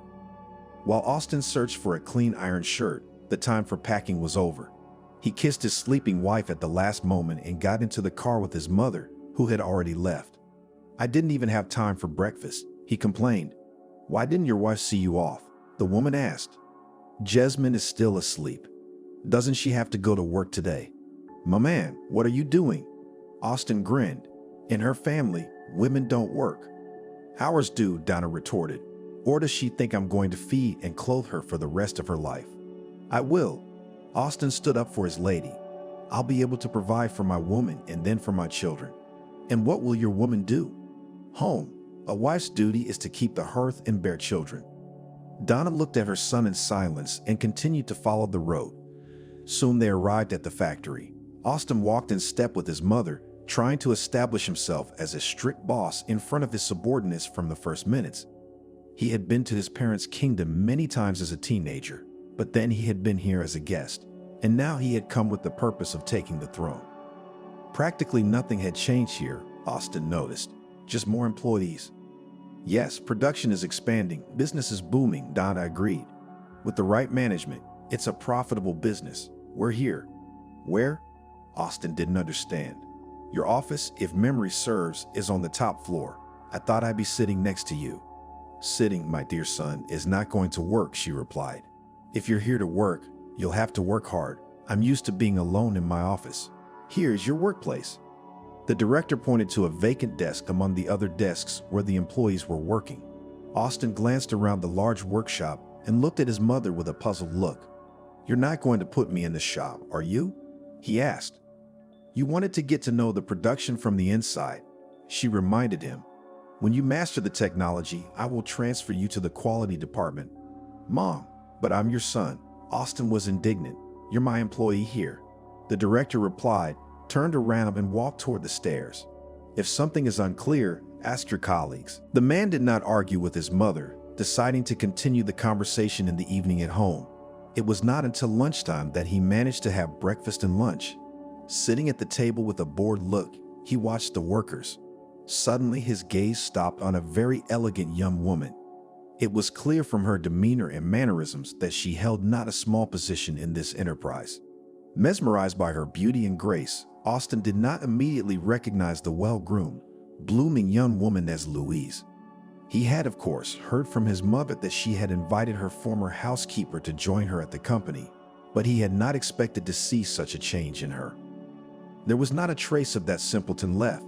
She walked with a confident stride, responding to the greetings of the employees with a slight nod. Austin, as if mesmerized, did not take his eyes off her. The episodes of their date suddenly appeared in his mind. He remembered how he pursued her, and once he'd gotten her, he lost interest. It seemed to him that he even remembered the taste and smell of the food she cooked. "Have you had lunch yet?" came his mother's voice from upstairs. Looking up, Austin saw his mother and nodded to her. She put the tray of food on the table and sat down across from her son. "Have you changed your mind about working at my company?" she asked. Austin looked at Louise and asked, "Who does your housekeeper work here?" "You mean Louise?" the woman clarified. She's my right-hand woman. I don't know how I managed without her. When I'm away, she runs the place. Wow, so some housekeeper is the boss and the director's son is just a laborer. Louise learned the manufacturing process from scratch, and she's a quick study, Donna said. If you try as hard as she did, you'll soon have your own office. Austin wasn't excited about the prospect. He'd assumed he'd be in charge right away, but he'd miscalculated. If it hadn't been for his wife, he would have left his mother that very day. But Jessamine insisted that it was time for him to take the whole business into his own hands, not to depend on his mother. So the man got up and headed into the shop to his workplace. Hello, dear. Met Jessamine, her husband, after the first day of work at the new place. How are you doing? Normal, Austin replied in a tired voice. What are we having for dinner tonight? I thought we were going out to a restaurant to celebrate your first day as boss. Jessamine, what restaurant? What boss? I don't think I've ever been as tired as I am today. What were you doing? The girl asked. Working. So we're not going to the restaurant, she said, stretching her lips. Well, what is it, mistress? Set the table. Donna, who had just entered the house, asked and went to her room. After changing her clothes, she went down to the dining room and seeing the empty table asked, Are we having dinner tonight? Mom, Jessamine suggested we celebrate my new assignment at the restaurant, Austin said. What's there to celebrate? The woman was surprised. When you become a boss, then we'll celebrate. Until then, I see no reason to celebrate. I do not understand, admitted Jessamine. And now you are what, if not the boss? And now your husband is an ordinary employee in the shop, explained his mother. A good boss is the one who rose to this post from below. The mother-in-law's answer dumbfounded her daughter-in-law. At first she stood with her mouth open and silently flapped her eyes, and then she grinned. My husband's a laborer? Yes, Donna confirmed. You can be proud of him. He's a hard worker. What have you been doing all day? I went to my mom's, and then I went to the beauty parlor with her. I just got back, said Jessamine. I'm really tired and hungry. Why don't we go to a restaurant after all? Austin looked at his mother, but she turned and went into the kitchen. Jessamine, he turned to his wife. I spent a lot of money on vacation. The paycheck isn't due for a while. If we go to the restaurant now, we'll be broke by the end of the month. What are you talking about? She asked with irritation in her voice. I married one of the richest men in town, and now you're telling me that we don't have any money. You know what kind of spending we've been doing for the last month, don't you? My card isn't unlimited. Ask your mother. She won't refuse her only son. I'm not sure that's a good idea, Austin replied. We're adults and we have to support ourselves. She doesn't have to support us. She's got a good job. Jessamine was indignant, referring to her mother-in-law. She earns so much money and lives with her son. When you were single, all right, someone had to look after you. But now that you're married, you might want to think about moving out. Where would she go? Austin asked. It's her house. Why does she need such a big house all by herself? We have a family, we'll have children. An apartment would be enough for her. At that moment, Donna appeared in the living room where the newlyweds were. Let's go to dinner, she called her son and daughter-in-law. Already sitting at the table, she warned Austin's wife. Don't think it's going to be like this every day. There's never been a slacker in this family. If you don't work, you better keep the house in order and cook dinner. I'm not your housekeeper or cook, snapped at Jessamine. I'm not going to ruin my manicure and hands by scrubbing your floors. Donna looked questioningly at her son, then at her daughter-in-law. What did you get married for? Donna asked. It is the husband's duty to provide for his wife. And what is the wife's duty? Austin's mother asked. The mother-in-law's question stumped Jessamine. She shifted her gaze from her husband to her mother-in-law and tried in vain to find the right words. Finally, the girl gathered her thoughts and answered, It is the wife's duty to bear and bring up children. Good, said Donna, and who will feed and wash them? There should be a housekeeper for that, reasoned Jessamine. In case you haven't noticed, we don't have a housekeeper, replied her mother-in-law. I've been doing the housework myself so far. I think I can still make myself a bowl of soup and iron a dress, but I won't take care of my son anymore. He has a wife now. If you hire a housekeeper, I won't mind, but you'll have to pay for it yourself. After dinner, Donna washed the dishes and went to her room, leaving the newlyweds alone. I don't think your mother likes me, Jasmine concluded. She's always trying to embarrass me in front of you. Don't make it up. Austin stood up for his mother. It's just that she wants to keep you busy. I see. I don't think we're going to get along in this house together. We should give her a hint about moving out. Why don't you talk to your mother? Talking to her wouldn't be a problem, Austin said. I just don't want you and me to have to look for an apartment. Long sleep, son, remarked Donna, putting on her jacket and heading for the exit. You're leaving already? Austin clarified. Aren't you going to wait for me? I warned you, I don't like it when employees are late, and I'm never late myself, her mother replied and disappeared out the door. Austin, disgruntled, wandered into the kitchen. The table was empty, and there was nothing in the refrigerator that looked like a cooked breakfast. Deciding to grab a snack on his way to work, he slammed the refrigerator door shut and went to his room. His spouse was sleeping like a baby. Austin looked in the closet and found no iron shirt. Jasmine, he called to his wife quietly. Iron my shirt. The girl only rolled over to the other side. Jasmine, he repeated louder. I have nothing to go to work in. The wife opened her eyes, stretched, and replied with a smile. Then don't go. She reached out her arms to her husband and pulled him into bed, wrapping him in her arms. Austin didn't resist much. He liked it when Jasmine was gentle and affectionate with him. After lying in bed with his wife, Austin looked at his watch and realized that he was finally late for work. That's great, he said, getting out of bed, but Mom won't like my absences. I could end up unemployed. Oh, come on. Jasmine grinned, grumbles, and will return. She won't kick out her only son. You don't know my mother well. You're just like a little delinquent child. Laughed Jasmine. Maybe we'd better go out. You've completely stopped taking me to restaurants. I explained everything to you.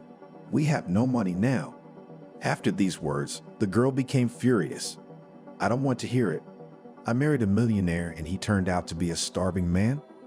Either you talk to your mother today and dot all the I's and dot all the I's, or Jasmine paused to think of the second option, or I'll have to do it. Austin didn't show up for work until lunchtime. The principal immediately called him into her office. It was clear from her stern look and stern tone that there was no good news. When she was alone with her son, she said, You asked to work for me. I kindly agreed, brought you to the enterprise, explained all the procedures. But you decided they didn't concern you. If you change your mind, I won't hold you back. Just write your notice and go. Austin assumed that this was the format of their conversation, so he prepared himself morally. My man, he said to her in a calm voice, let's not be too hasty. I'm your only heir, so sooner or later you'll have to hand over the reins to me. Why all this circus with a simple laborer, then a foreman, and so on? Everyone should be in their place.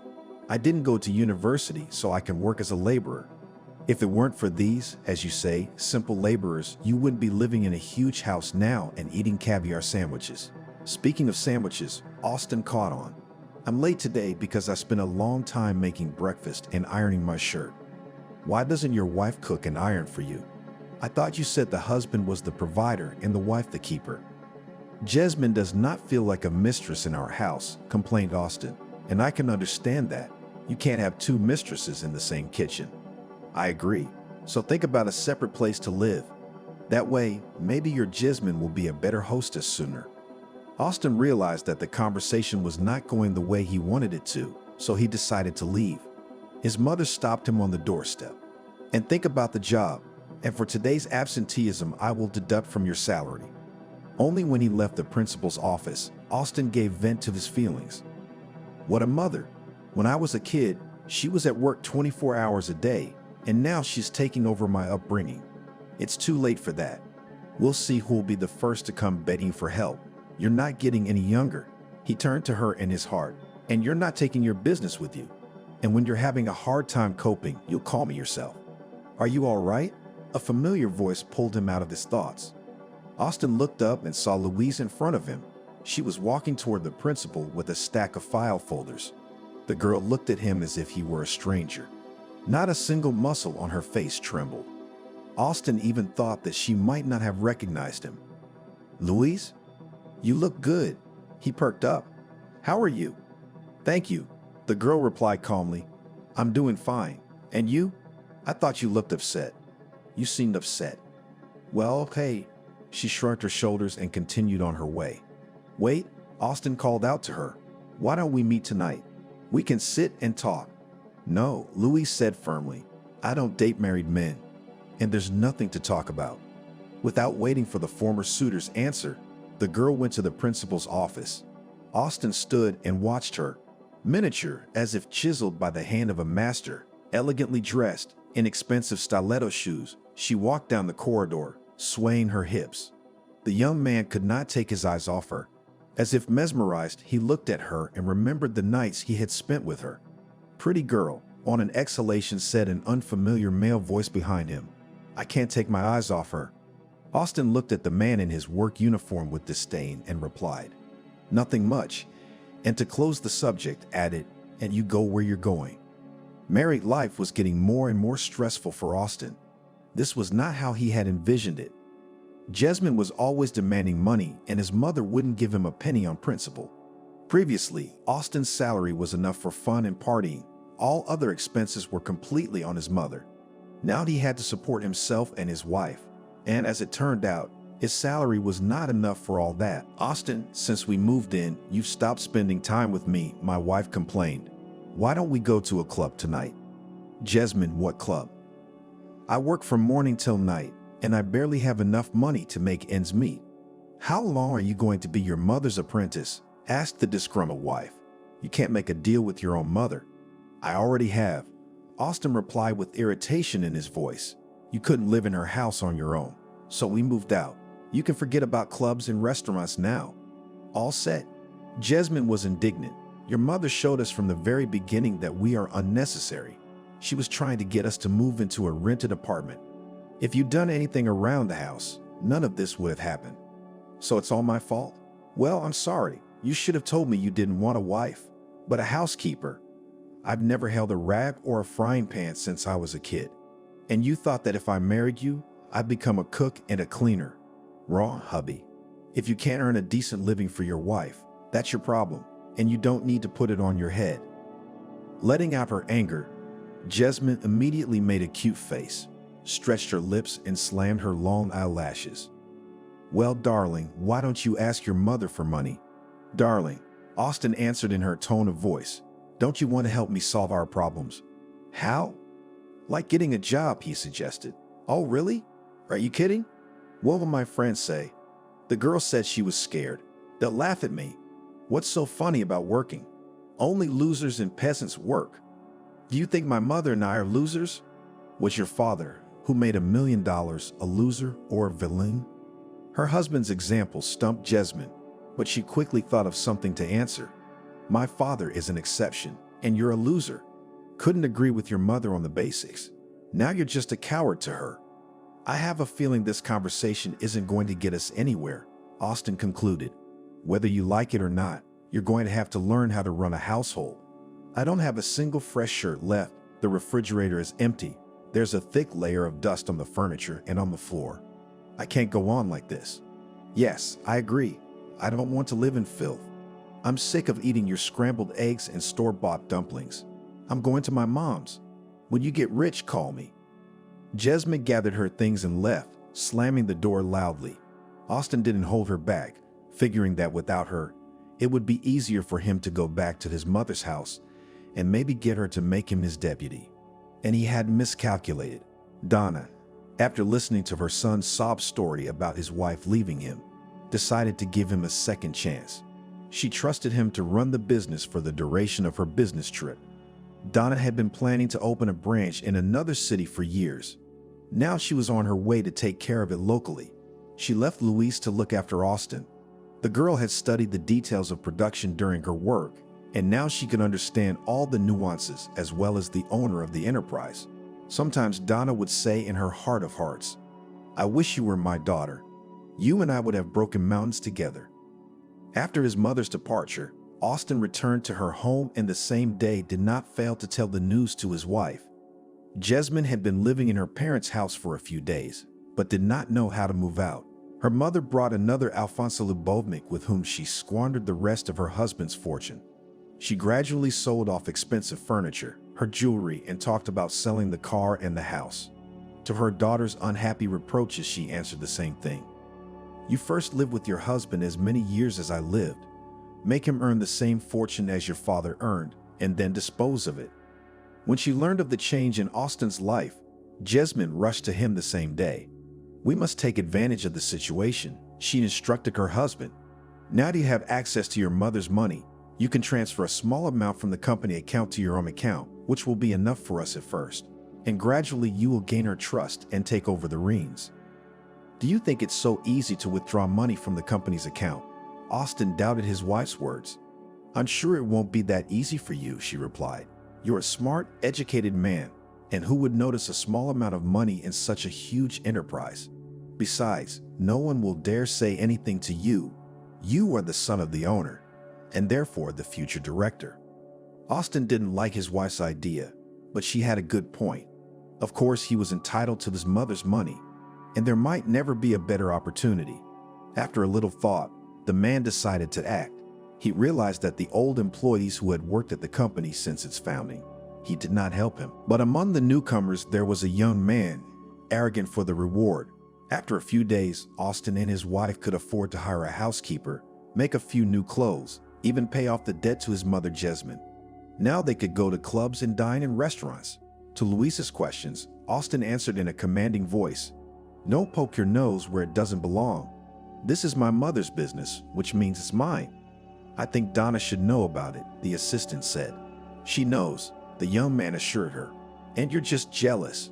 You didn't want to meet me, and now you're biting your elbows. But I'm not vindictive. My offer still stands. Why don't we have dinner tonight? I don't think your wife would like that, Louise replied. I don't think she's expecting me for dinner. Every day, Austin became more and more into the role of the boss. He spoke disrespectfully and in a commanding tone to his subordinates, was late for work, or even didn't show up at all. He constantly needed money for his beautiful life, and now he knew where to get it. Austin and Jasmine never denied themselves anything, but the beautiful life of the newlyweds did not last long. Donna soon found out about the shenanigans of her son and daughter-in-law. The business trip had to be interrupted early and returned to the city. Man, Austin was surprised to see his mother on the doorstep. What are you doing here? Living, she answered dryly. But you must be on a business trip. The young man still couldn't believe his eyes. I should be, Donna confirmed, picking up her suitcase. And you're supposed to be at work, shouldn't you?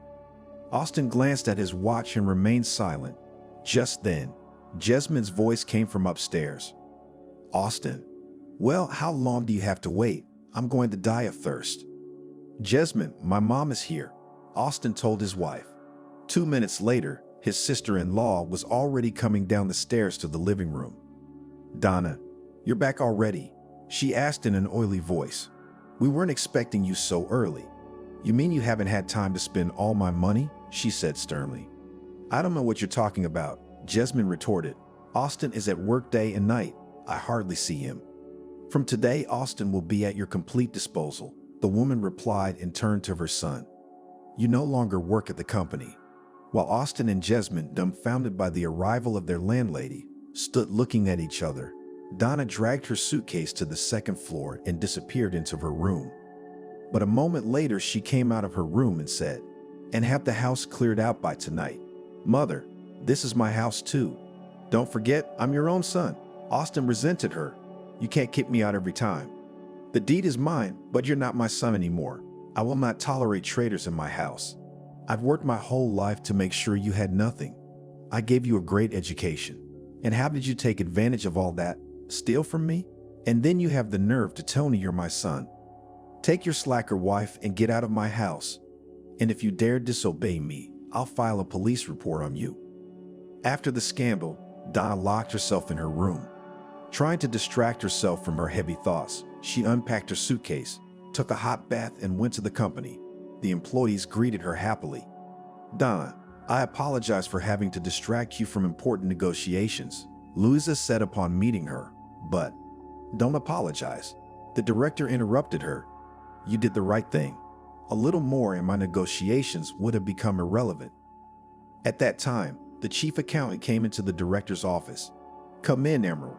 Donna invited her in. "And you stay," she said to Louise. The girl remained standing where she was. The chief accountant went to the director's desk and put down a folder of papers. "Here is the expense report for the entire period of your absence." Donna looked through the papers carefully and only after studying them to the end asked, "Who helped him?" "Darren," Emerald replied. "When I went on sick leave as you instructed, he stayed on for me. Austin promised him a generous reward. Of course, all the operations were not done without my knowledge and strictly out of the money you left behind." "I see," Donna said without hiding her disappointment. It was a pity that Austin had chosen to use the opportunity to prove himself as a leader. But I'd rather find out now that he's not capable of replacing me than have him ruin my business later. "Donna, did you arrange this trip on purpose?" Louise asked. "Did you know about it before I called?" "It was a real and very successful business trip," the director replied. "But I didn't immediately decide to entrust my son with the management of the company. I realized that he was inexperienced in this business and I wanted to see how he would deal with the issues that arose, who he would consult, and whether he would do anything at all. On Emerald's advice, I set aside a small amount of money for contingencies. Of course, Austin didn't know anything. It was a test," Donna sighed and added with bitterness in her voice, "and he didn't pass it." For several days, the principal looked depressed and preoccupied. She was silent most of the time. When she was alone with her thoughts, she sighed often. Louise tried to stay close to her. She genuinely felt sorry for Donna. It had been a long time since they had met, and she had become a close person to the sisters. Now that the woman was alone, they supported her, for which Donna was grateful to the girls. 10 years had passed. The relationship between mother and son could hardly be called kinship. Austin lived in a rented apartment and worked in a small office in his specialty. With his wife he had long since divorced, Jasmine found a better candidate. They never had children. Louise had been married for several years and was raising a daughter. Martha graduated from high school and went to college. Donna supported the girls in everything. Over the years they had, indeed, become family. One day the director called Louisa into her office and said, "I've decided to pass my brainchild on to you. You are the only one who will be able to carry on my work with dignity." "And you? Are you going somewhere?" "No, I'll be around. And if you need me, I'll help you. But I'm getting restless." "What about Austin?" she asked uncertainly. "He's your son." "Austin is my son by blood, nothing more. You and Martha are my daughters in spirit, and you are more dear to me. I know I can rely on you. Unfortunately for me, I never got to be a mom to Austin." "Don, everyone makes mistakes." Louise tried to stick up for him. "I'm sure he's regretted it many times over. If he had, he'd come and apologize. But he still thinks he's wronged, and I have no desire to prove anything to him." Soon, Louise became director of the company. A year later, Donna died. It turned out she'd been ill for a long time, but she'd never told anyone. Austin, after the funeral, moved into his mother's house, but his joy was short-lived. Donna bequeathed the house to Louise and bought her son a spacious apartment. In addition, she opened a bank account in Austin's name, from which he could withdraw a certain amount each month. What a mother! The man cursed heartily when he heard about his parents' will. Leave everything to some housekeeper, and the son has to live in poverty. The housekeeper has done more for her than her own son. He heard a girl's voice from behind him. Martha looked at Austin with contempt and left the notary's office.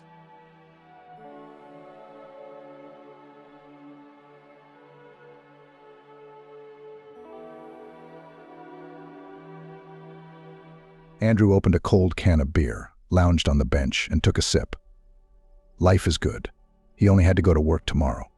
He worked as a picker in a huge hypermarket 2 days later, 12 hours a shift. The work was not easy, but he managed it and even regularly received bonuses for exceeding the plan. He completed bags for couriers of the delivery department and separately for the magician Zoe. What was distinctive about Andrew was his weakness for the female sex. He does not become attached to anyone for a long time. He changed women like gloves. Less than 6 months had passed since he had taken over the entire female staff of the hypermarket, and there were rumors that he had even encroached on the Holy of Holies, the accounting department, for which he was beaten by the men. They said that even beating him was disgusting. That's how he would have skated, from one woman to another. if not for Zoe. She worked as a cashier in the department. Her eyes were like two deep lakes. Her voice was like the trumpet of Jericho. And she always smiled when Andrew passed her cash register. He noticed how she caught his eye, and this gave him courage. Andrew decided that Zoe was the one he wanted to keep close. One day, when Andrew was standing in line at Zoe's to buy groceries for dinner, he decided to talk to her. "Hello, beauty," he said, smiling. Zoe turned very slowly and sedately and looked at him like a boa constrictor at a rabbit. "Hello, if you're not joking," she answered quietly. Zoe, with her powerful personality and indomitable energy, was a true Amazon. Everyone in the area knew her and was afraid of her. Men and women walked around her. Even the dogs on the street crawled away when she passed by. Andrew first met Zoe on that significant day when she was dispersing a group of hooligans who were trying to rob an old woman from the magician Zoe. She ran up to them like a thunderstorm and began waving her arms like a big windmill. The hooligans scattered like cockroaches, and Zoe helped the old lady get up and took her to the store. "Thank you, daughter. You are a real heroine," said the old lady, hugging Zoe. Zoe smiled and turned away. "You're welcome," she muttered. "I just don't like it when the weak are offended." Andrew was amazed. He saw how Zoe dealt with bullies, how she decisively entered into conflicts with the enemy. She was not just a beautiful woman with deep eyes. She was strong as thunder, and her presence filled everything around her. He decided to meet her. "Hello," Andrew said, approaching Zoe. "You are a real fighter. How do you do it?" Zoe smiled. "I'm just not afraid of anyone since childhood," she answered. "And I don't allow others to be afraid of me." Since then, they became friends. Andrew learned that Zoe is not only a threat to bullies, but also a caring daughter who takes care of her old mother. They spent evenings together, walked around the city, discussed their plans and dreams. "Aren't you afraid of me?" Zoe asked once. "No, I respect your strength and determination," Andrew replied. And so their story began. Andrew and Zoe, wind and thunder, merged into one big sky. They were inseparable, like lightning and thunder. Their friends and acquaintances looked at them with respect and a little fear, because Zoe was not just a woman. She was a woman who was feared by everyone who ever encountered her. That evening, when the city was shrouded in fog and the streets were empty, Zoe and Andrew were walking in the park, and they had long been more than friends, but less than lovers. Andrew always felt that Zoe was not just a woman, but a force of nature that he would like to always have by his side. "Andrew, have you ever thought about the future?" Zoe began, stopping at an old oak tree. Andrew looked at her, and his gaze was full of questions. "Of course I thought. And you know, there is always you in my future," he answered Zoe, smiling. Her eyes shone like two stars in the night sky. "I want you to be with me not only in the future, but also now," she said, taking his hands. "Andrew, I want you to become my husband." Andrew was amazed. He never thought this could happen. Zoe had always been a mystery to him, rebellious, free. But now she stood in front of him, offering him her hand and heart. "Are you serious?" he asked, not believing his ears. "Absolutely," Zoe answered, squeezing his hands tighter. "I don't want to be the woman everyone is afraid of. I want to be your wife, your support, your peace of mind." Andrew looked at her and realized that this moment was inevitable. Whether he wants it or not, he will become her husband, and then whatever happens. He realized that Zoe was not the worst thing that had happened to him in his life. "Zoe, I will be the happiest man in the world if you become my wife," he said. They walked through the park, ate ice cream, and then, like two school children, they went to the cinema and took tickets to the last row. Andrew tried to kiss Zoe when the lights went out, but he didn't dare. She was too monumental. The next day, while he was working, he went to get some groceries for lunch. And of course, he stood in line at the cash register, where Zoe was working. She worked silently and decisively, like a large and precise machine gun. He even began to worry when his turn approached. "Hello. How did you sleep?" Andrew didn't know what to start talking about, although he usually had a good tongue. He knew how to handle women's ears. "Hello, if you're not joking," Zoe answered without a smile and began to punch through the goods. "I slept great, but the mosquitoes bothered me. It's okay. I'll buy plates. They fly away quickly." "Shall we meet at the weekend?" Andrew asked timidly. "Certainly. How can we live without it?" Zoe answered just as colorlessly. Next, don't hold up the line, we'll talk later. Andrew was at a loss as to how to behave. On the one hand, she herself invited him to marry her, and on the other hand, she acted as if she didn't know him at all. Zoe and Andrew took one day off together and decided to spend the weekend at a recreation center by the lake. Andrew took his old SUV and Zoe packed a tent, sleeping bags and food. They set off, giggling and weaving their car along the road like two teenagers who stole their dad's car and just ran away from school. At the recreation center, they pitched a tent near the shore of the lake. Moreover, the tent pegs were installed by Zoe. She tied the tent to them. Andrew put down the sleeping bags. In the evening, the two of them sat by the fire, hugged, and looking at the stars. Andrew told Zoe about his adventures, and Zoe listened to him, smiling. At night, they could not sleep for a long time because mosquitoes were pestering them.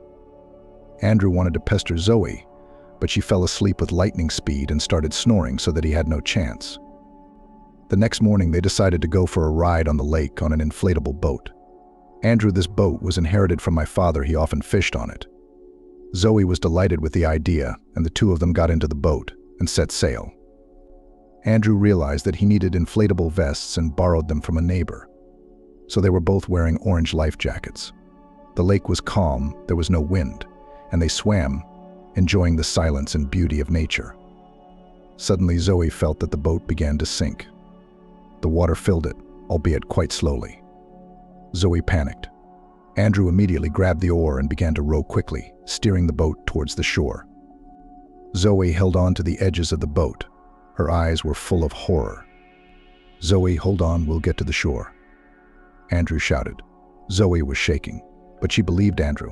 He was her savior. Her, a woman who was not afraid of anything. When they finally reached the shore and climbed out of the boat, wet, Zoe hugged Andrew. "So scared," she said, as if she were a little girl and he was her dad or older brother. Andrew smiled and kissed her forehead, as if she really were his daughter. "Zoe, I will always be there. We are always together. Like wind and thunder, like lightning and rain." "A good fire wouldn't hurt us," said Zoe. She climbed into the tent and changed into a swimsuit and threw a towel over herself. Andrew was making a fire at this time so that he could warm up. Soon the flame was large enough, and Zoe hung a pot of water on the fire. She deftly peeled the potatoes and opened a can of stew. Soon they were enjoying a hot meal, and the dangerous incident faded into memory. The adventures at the recreation center continued. They walked through the forest, picked berries, and enjoyed nature. But one day, when they were walking along a narrow path, a brown bear came out from behind the trees. He was huge, fluffy, and hungry. Zoe stopped. Her eyes widened in horror. Andrew also noticed the bear and froze in place. The bear slowly approached, his eyes sparkling like coals in a fire. "Andrew, don't move. The bear is not aggressive if we don't touch it," Zoe whispered. Andrew nodded, but his heart was beating faster. The bear was too close. Zoe picked up the branch and began to slowly wave it in front of the bear. "Go away, bear, this is not your territory," she shouted. The bear hesitated. His eyes became smaller. She continued to swing the branch like a sword. "You shall not pass. This is our forest," she screamed. The bear retreated, its fur rose, but it did not attack. Zoe continued to squeal and threaten him with the branch until he disappeared into the forest. Andrew looked at Zoe with admiration. She was not just a woman, she was a real mistress of the forest. Her strength and determination were amazing. "You saved us from the bear," he said, hugging her. Zoe smiled and her eyes sparkled. She approached Andrew, kissed him, and dragged him into the tent. She was a passionate, loving woman and almost strangled her future husband. Andrew, barely able to stand, crawled out of the tent and walked towards the lake. There he washed himself, then began to wash himself and screamed loudly at the top of his lungs. Out of surprise, the birds flew off their nests and circled over the forest. "Andrew, let's get ready to go home. What if this bear decides to come back here at night when we are sleeping?" "What do you mean? Are you skin and bones? Here I am, food for him for several days," Andrew said, getting out of the tent. "I wanted to offer this to you myself." "Then let's get ready." And together they dismantled the tent and rolled it up, put all their things in the trunk, and finally decided to take a walk in the forest, which was full of berries. Zoe took the jar and was going to fill it with aromatic berries. Andrew was already tired of walking. But Zoe did not let up. She moved from bush to bush and resembled a bear herself. Andrew admired. He came up behind her and stroked her back. "I'm finishing now." Andrew looked at her with tenderness and suddenly froze in horror. A black viper was crawling not far from her leg, and he saw a lot of them as a child in the village with his grandmother, when he ran into the forest with a neighbor's boy to pick blueberries. Zoe didn't move. Andrew picked up the earth stick and quickly threw the snake away from Zoe. There was just a viper here. Only this was not enough. Then a bear. Then a viper. "We've already gone. We've gone," Zoe laughed so hard that her whole body shook. "That's it. Enough of this nature." "I suddenly wanted to go to the city," Andrew announced, and he got behind the wheel. "Come on, jump in." He shouldn't have said that, because when Zoe jumped, the car sank sharply and almost began to scrape the bottom on the ground. The SUV's engine roared, and in 2 leaps the car found itself on a country road that led from the forest to the mountains. Zoe got sick on the road and fell asleep, lounging in the back seat. And Andrew was wondering whether he should be happy or sad that he would have a wife like Zoe Ida. He imagined that they would have children, 2 girls like Zoe and 2 boys like him. He dreamed so much about the future sweet family idol that he almost missed the turn he needed. But he came to his senses in time. Zoe and Andrew did not have a wedding, she insisted. There was only an ordinary, non-celebratory painting, to which Zoe and Ida came in a champagne-colored dress, and it suited her very well. She poked a similar colored rosebud into her head and turned out to be the prettiest bride that day. After painting, the 2 of them went to a country estate, which had a sauna and a swimming pool, as well as its own mini zoo. Well, and accordingly, a restaurant. Zoe's friend Luda worked in this restaurant. She set the table to the highest standard. There was black and red caviar, trout, stuffed breaded squid, and octopus tentacles. And in the center there was a dish with stuffed crab shells. Zoe agreed on this seafood menu in advance with Andrew. "You see, I really want to try this seafood. Let's order it for the wedding." "Of course, come on," Andrew agreed. Because arguing with Zoe meant condemning yourself to a slow, painful death. When they entered the restaurant, there were no visitors, only their table was set, on which candles were burning, and there was a composition of white and cream flowers. "Come in. Now we'll serve the dishes," said Luda. "Congratulations on your legal marriage. Finally, you have found your betrothed. Don't pay too much attention to him. You won't get it," Zoe said belligerently. "Come on, I have Vasya. He is my best man in the world. This is good. Come on, work, you've paid for it," Zoe urged her friend angrily. "Don't be offended, I'll bring everything now." She brought out plates of food and separately cut lemons lengthwise on a saucer so that lemon juice could be sprinkled on the fish. Andrew tried everything and decided that regular potatoes with meat were much better. Zoe was also disappointed in this seafood, but what's done is done, and she decided not to spoil the evening with grumbling and nagging. "Let's go and dance. I hope the bear hasn't gotten here yet." Zoe dabbed her lips with a napkin, stood up from the table, and offered her hand to Andrew. They danced for a long time. Zoe had a good sense of rhythm and an ear for music. She quietly sang along with the singer, and this song did not at all fit with her appearance. It seemed like some thin girl was singing. Andrew was once again amazed at how much he didn't know about Zoe. He led her like a true captain of a ship in a storm, and she obediently followed his movements. After dinner, when the sun had already disappeared behind the horizon, Andrew and Zoe decided to take a walk around the estate. The air was so fresh that it seemed as if they were breathing in life itself. Zoe took Andrew's hand, and they headed towards a small pond surrounded by blooming roses. It was reflected in the water like a magic mirror and created a magical atmosphere.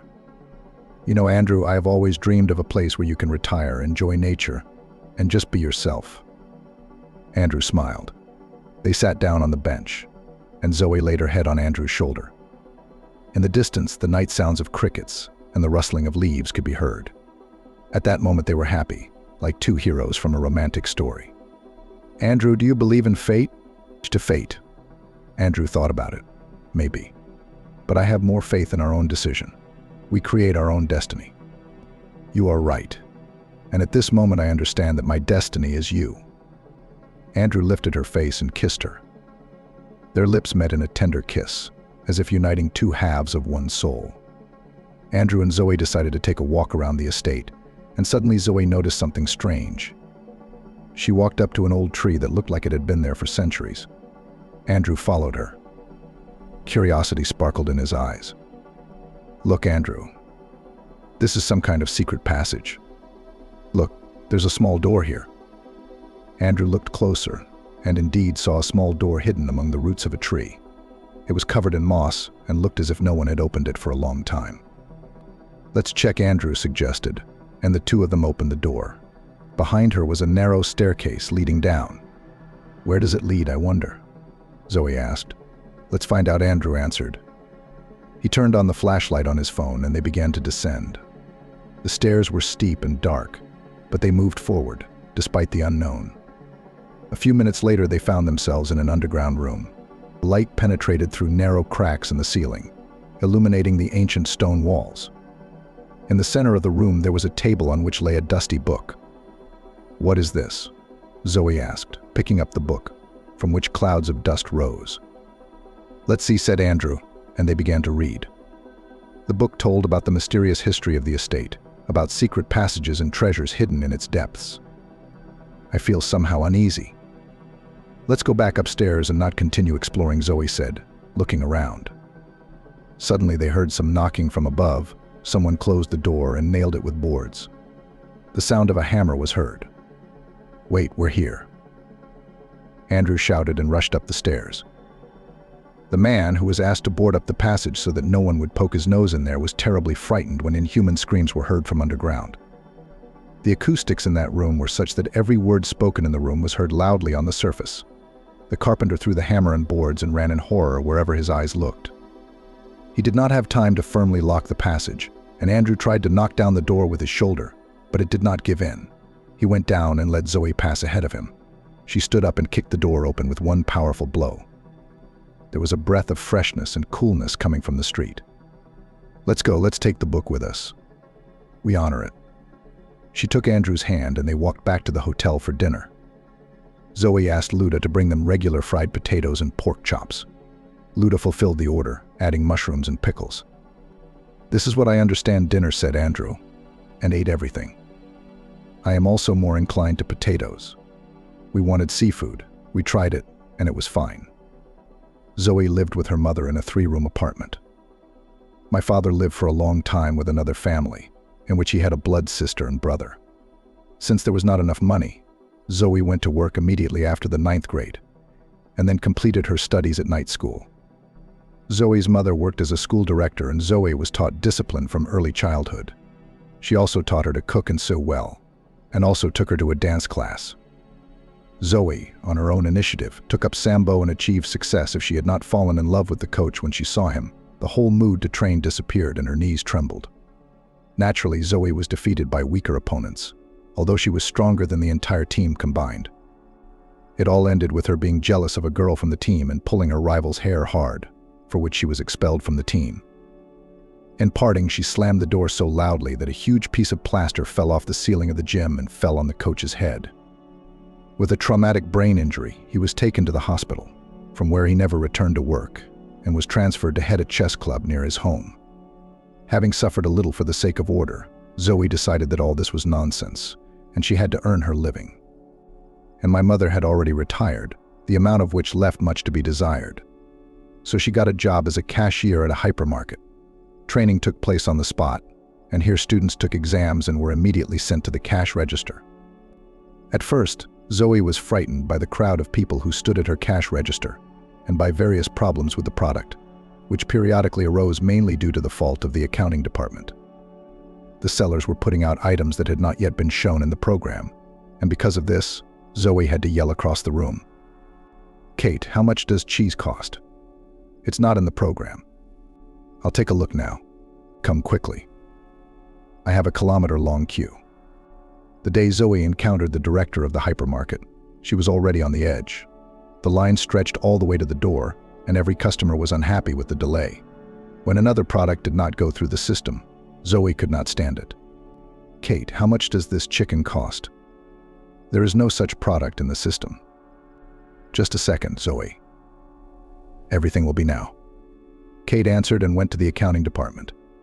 But when Kate returned with the price, Zoe was already standing face to face with the director of the hypermarket, who came out to see what was going on and why they were shouting. "I can't work in such conditions," Zoe blurted out in anger. The director tried to hush up the problem, talked about difficulties, but Zoe is not one to remain silent. "Listen, if you cannot ensure the normal functioning of the Zoe magician, then maybe it's time to give way to someone more competent." The director turned red with anger, but Zoe's words resonated with the customers, who began to applaud. Zoe, feeling supported, continued, "I'm not here to correct your mistakes. I am here to serve people who, after a hard day at work, come to the store to buy food and are forced to stand in line because some chicken in the accounting department is sleeping on the keyboard instead of quickly processing the goods." The director, realizing that the situation was getting out of control, quickly left, promising to resolve all the problems. Zoe, nodding with satisfaction to the customers, continued her work, knowing that today she had done something important not only for herself but for everyone in this hypermarket. Zoe continued her work at the hypermarket, but her life was limited only to the cash register and price tags. After all, Zoe was not just a cashier but a real woman, capable of making changes in the most unexpected situations. One day, when Zoe was again standing at her cash register, she noticed that Director Richard was again trying to evade responsibility. He worked around the problems, and Zoe decided it was time to learn the order and discipline that her mother taught her. "Richard, we are having supply problems again. Products do not match price tags. Buyers are slowly starting to rebel." "Zoe, I'm busy. I have an important meeting." "Will you figure it out yourself?" Richard asked. "Of course, Richard, I always figure it out. But here's what I suggest, let's switch places. You will stand at the cash register, and I will go solve problems with the goods." Richard, not expecting such an offer, agreed. Zoe took his keys and headed towards the office. There she discovered that the accounting department had again screwed up the prices and the products were incorrectly placed on the shelves. Zoe set to work decisively. A few hours later, she returned to Richard, who was already standing at the cash register, trying to deal with dissatisfied customers. "Richard, I have everything sorted out. Now, do you know what it's like to establish order and discipline?" Richard was amazed. Zoe not only solved the problem with price tags, but also showed him that the director should be aware of all processes in the Zoe store and be more responsible. Since then, Zoe has become not only the best employee for the accounting department, but also for Richard. Sometimes she even joked that she would like to become a director. Maybe this isn't a joke at all. After all, in Zoe's life, everything has become possible. In any case, everyone at the Zoe Magician feared and respected her. When her mother came to work, the sellers always offered a better piece of meat, or the freshest bread, or vegetables and fish without ice. After that incident, Richard, the director of the hypermarket, found himself in a difficult situation. His lack of attention to detail and lack of control over Zoe's processes became apparent. Customers began to complain about poor service, and employees became more demanding. Richard realized that this could not continue. He began to actively participate in the work of the Zoe Magician, monitored supplies, trained staff, and even stood at the cash register himself, to understand what problems cashiers experience. Over time, Richard became a more responsible leader. He found a competent accounting assistant to avoid pricing errors. He also began holding regular meetings with employees to solve ongoing problems and improve the performance of the Zoe Magician. Zoe, in turn, continued to be a cashier, but now her influence extended not only to customers, but also to management. Richard even sometimes joked that Zoe could replace him as director. Of course, it was a joke. After all, Zoe was too busy with her work at the cash register and solving problems to think about such responsibility. Thus, thanks to her, he became a more competent leader, and the store was successful and prosperous. Sometimes even Zoe herself was surprised at how small changes could affect big results. Zoe's mom rose from the table and extended her hand to Andrew. "Very nice, Andrew. Zoe talked a lot about you." Andrew shook her hand and smiled. "I'm pleased too, Anne. Zoe is a wonderful wife. You raised her well." Zoe caught the hint in his words and blushed. Mom smiled. "Well, let's hope that you and Andrew will be happy together." Zoe has always been persistent, and I'm glad she found such a good man. Anne sat back down at the table and poured them tea. "Tell me how you met," she asked. Zoe and Andrew began to tell their story. Anne listened, smiling. It was clear in her eyes that she was happy for her daughter and her choice. And perhaps in this chest, among the memories, their happy moments were kept, which were just beginning. Mom's chest is not just a wooden box, but a real storehouse of memories. Zoe has always been inquisitive. And one day as a child, when she accidentally opened a chest, she discovered many interesting things there. Zoe found in it old letters and postcards that her mother received from her family and friends. Zoe found a letter from her grandfather, who served at the front during World War II. In it, he wrote about his love for his grandmother and how much he looked forward to returning home. She also found an album with old black and white photographs of her mother in her youth, her parents, friends, and relatives. Zoe learned that her grandmother was a talented artist. Grandfather is a passionate traveler. Zoe examined the chest. Further in the chest were antique earrings, bracelets, and rings. Zoe learned that her mother received them as a gift from her mother, who knew the famous jeweler and often drew sketches for him. In the depths lay my mother's diary, which contained entries about her first love, about her children, and how she raised them. Every page was filled with warmth and care. Zoe leafed through the diary and could not hold back her tears. Among the things in the mother's chest were mysterious artifacts, ancient keys, coins, amulets. Zoe looked at them for a long time, trying to unravel their secrets. Mom always said that a chest is not just a storage place for things, but a place where a part of her soul is kept. And perhaps hidden in this chest are the answers to many questions that Zoe has not yet asked. Andrew, listening with interest to Zoe's stories, suddenly stood up and went to the chest. He carefully lifted the lid, and his gaze fell on an ancient compass with exquisite engraving. "Anne, can you tell me what kind of compass this is?" he asked, turning to his mother. Family Anne smiled and answered it was a gift to my father. He was a sailor and always said that this compass helps him find his way home, despite all the storms and storms. Andrew carefully examined the compass, and Zoe continued the story. Grandfather and grandmother met in the library. She was looking for a book about sailing, and grandfather had just returned it to the shelf. It was fate. Yes, it's very romantic.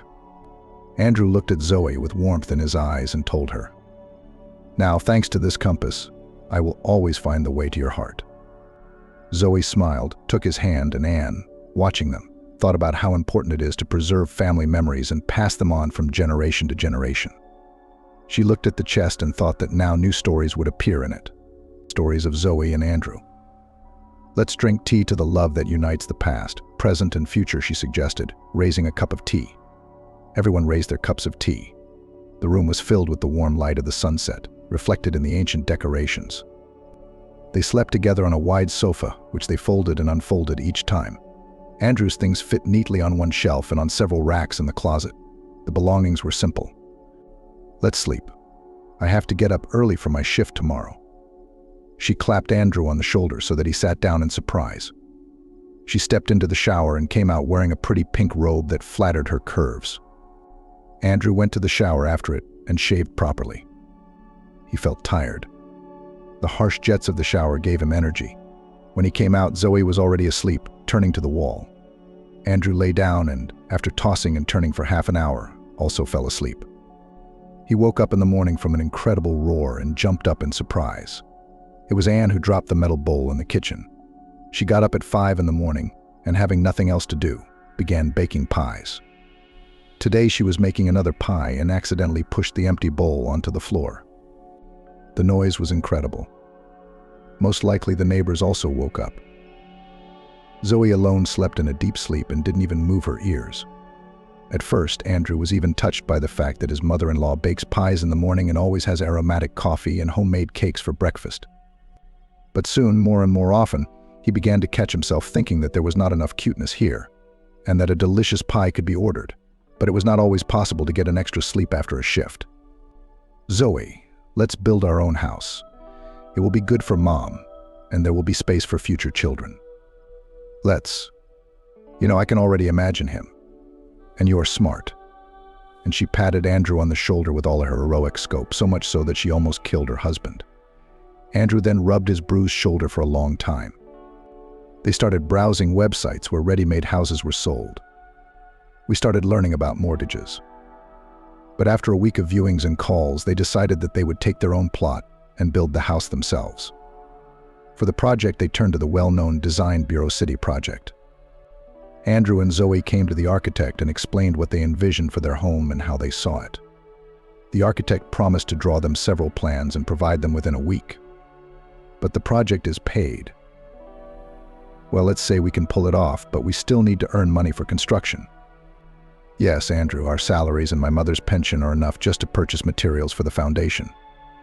I recently saw an advertisement that drivers are needed for long-distance flights. I have a category so I can try. Try it, but now you'll be on flights, and I'll start to get bored. But I'm for a common cause. Andrew was indignant. Okay, you haven't passed the interview yet. And there is a chance that they won't take it, Zoe said hopefully. Andrew the day before came to the Hyde Transport Company, where he posted an advertisement for a vacancy and charmed all the girls there. Need I say that the next day he was invited for an interview? Andrew was a little worried, but remembered that they were going to build a house where they would enjoy life together, and this gave him confidence. Hello, I'm Andrew, and I came for an interview for a driver position. He introduced himself as he entered the office. Hello, Andrew. Come in. Sit down, answered the friendly man at the table. I'm Alex, HR manager. Tell us a little about yourself and your work experience. I received the category when I served in the Army. Afterwards, I worked for a private transport company for a long time, but it closed and I quit. Now I work in a hypermarket. The goal is to earn money to build my wife and I's future home. Okay, Andrew, Alex said when Andrew finished. It's good that you are interested in money. We are looking for responsible and reliable drivers. And you make a good impression. Let's try. You can start working on Monday. Will you have time to resign and undergo a medical examination? If yes, then come on Monday with all the documents. Andrew was both happy and puzzled at the same time. He thanked Alex and returned home to tell the good news. Zoe was happy for him, but she was a little sad because she knew that now they would see each other less often. Both understood well that these were temporary difficulties and that in the end they would have a happy future in a new home. Thus began a new stage in their lives. Andrew quit the hypermarket in 3 days. He passed the medical examination in 1 day, so by Monday he had all the necessary documents in hand. On Monday he came to the office. Alex met him there and took him to the head of the transport service.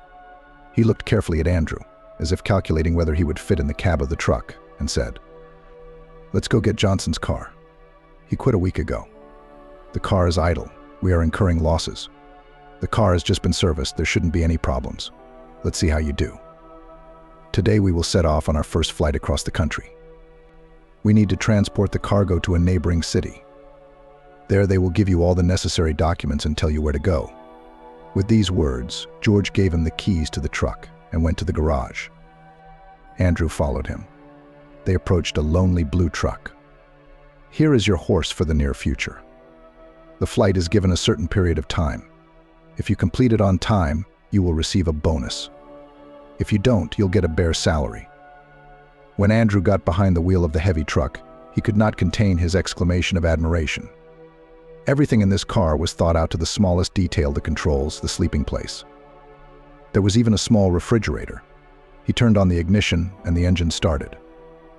A minute later, he left the garage and drove to the address indicated by George. There he stood under the load and loaded the cargo quite quickly. A pretty girl accountant brought him all the necessary documents. She stared at Andrew while he checked whether all the papers were there. He was used to double-checking documents while working in a hypermarket. So he began to travel around the country. 6 months later, they began to give him flights abroad. The first flight was to France, where he spent the day loaded up. Andrew proved himself to be a responsible and disciplined driver. George has set him up as an example more than once. Zoe worked at the cash register, then took retraining courses and entered the economics department of the university by correspondence, so that she would later be promoted. As always, Zoe treated everything very responsibly and structuredly. Therefore, she had time to attend the construction of a house, pass a test, and combine all this with work at the Zoe store. Zoe was promoted to head of the finished products department. There were more buyers, and the finished products department was ahead of other departments in all respects. Zoe carefully checked the assortment, hired chefs and pastry chefs, and accepted the products. The news of the miracle spread throughout the city. People were traveling for delicious cakes and bread from the other end of the city. Bloggers frequented the store. They filmed stories against the backdrop of the department's windows.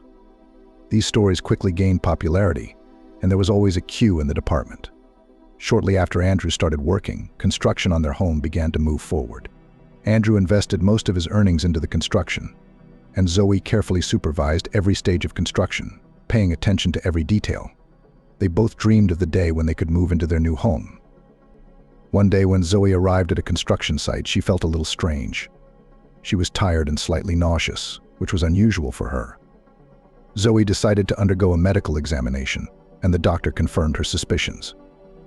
She was pregnant. This was unexpected but good news for Zoe. She was excited and had mixed feelings. But at the same time, she was happy. Zoe waited until her husband returned from the flight and told Andrew the good news. He was beside himself with joy. He hugged Zoe and said, "This is the best thing that has happened to us recently." They were both very happy and looking forward to a new stage in their lives. Construction of the house continued, and every day they saw their dream becoming a reality. Andrew worked hard to provide for his family, and Zoe continued to study and work despite her condition. They both knew that all their efforts would soon pay off when they could move into their new home and start a new chapter in their lives with their future child. It was a time of trials and difficulties, but they were both confident that they could overcome all the obstacles in their path. "Andrew, soon we will be able to move into our house with you." I was at a construction site. The walls are ready, the roof is there, the windows are installed. By the way, I insured our unfinished construction. The girls at the Zoe Magician advised me, otherwise you never know, the building materials will be stolen. You're making progress. That's what I think. Now it's time to do the interior work, electrical, plumbing. How do you look at what I bring from my flights? You ask? Of course, take it. And Andrew brought back good plumbing fixtures and accessories from several flights. All the latest model sockets, switches. According to the latest fashion, all this was installed by hired plumbers and an electrician. Soon all the wiring was done, and all that was left was the finishing. "Zoe, we are getting closer and closer to our dream." Andrew was happy. "We have to keep our eyes open. Otherwise something will go wrong and we will remain like my friends." So they built and built a house, and then suddenly lightning struck, and it burned to the ground. Zoe said seriously, "I don't want that." Andrew looked at her in horror. "Who wants it?" "I have already ordered the lightning rod. I want to enjoy life in the house longer," concluded Zoe. "When will the water be installed?" Translated to another topic by Andrew. "They promised this week," Zoe answered calmly. "I don't believe that we have done so much in such a short period of time. Your job is to bring money, and my job is to wait for you and bring our child to term." Zoe Ida smiled in response. The house was ready to move in. Andrew asked George to provide a truck for the move, and he gave it. "You can drive yourself, which is no more difficult than driving a truck. As usual, you are responsible for the safety of the car." The young people had simple belongings. They wanted to buy the main furniture later, once they had sorted out their debts. All things were already in the house. Andrew invited Anne to go with them, who borrowed a calico cat from a neighbor. "Mom, why do we need a cat?" "That's how it's supposed to be," Anne stated categorically, carefully holding the cat in her arms, which was lying calmly. Zoe, whose rounded belly was already very noticeable, came out of the house and got into the car.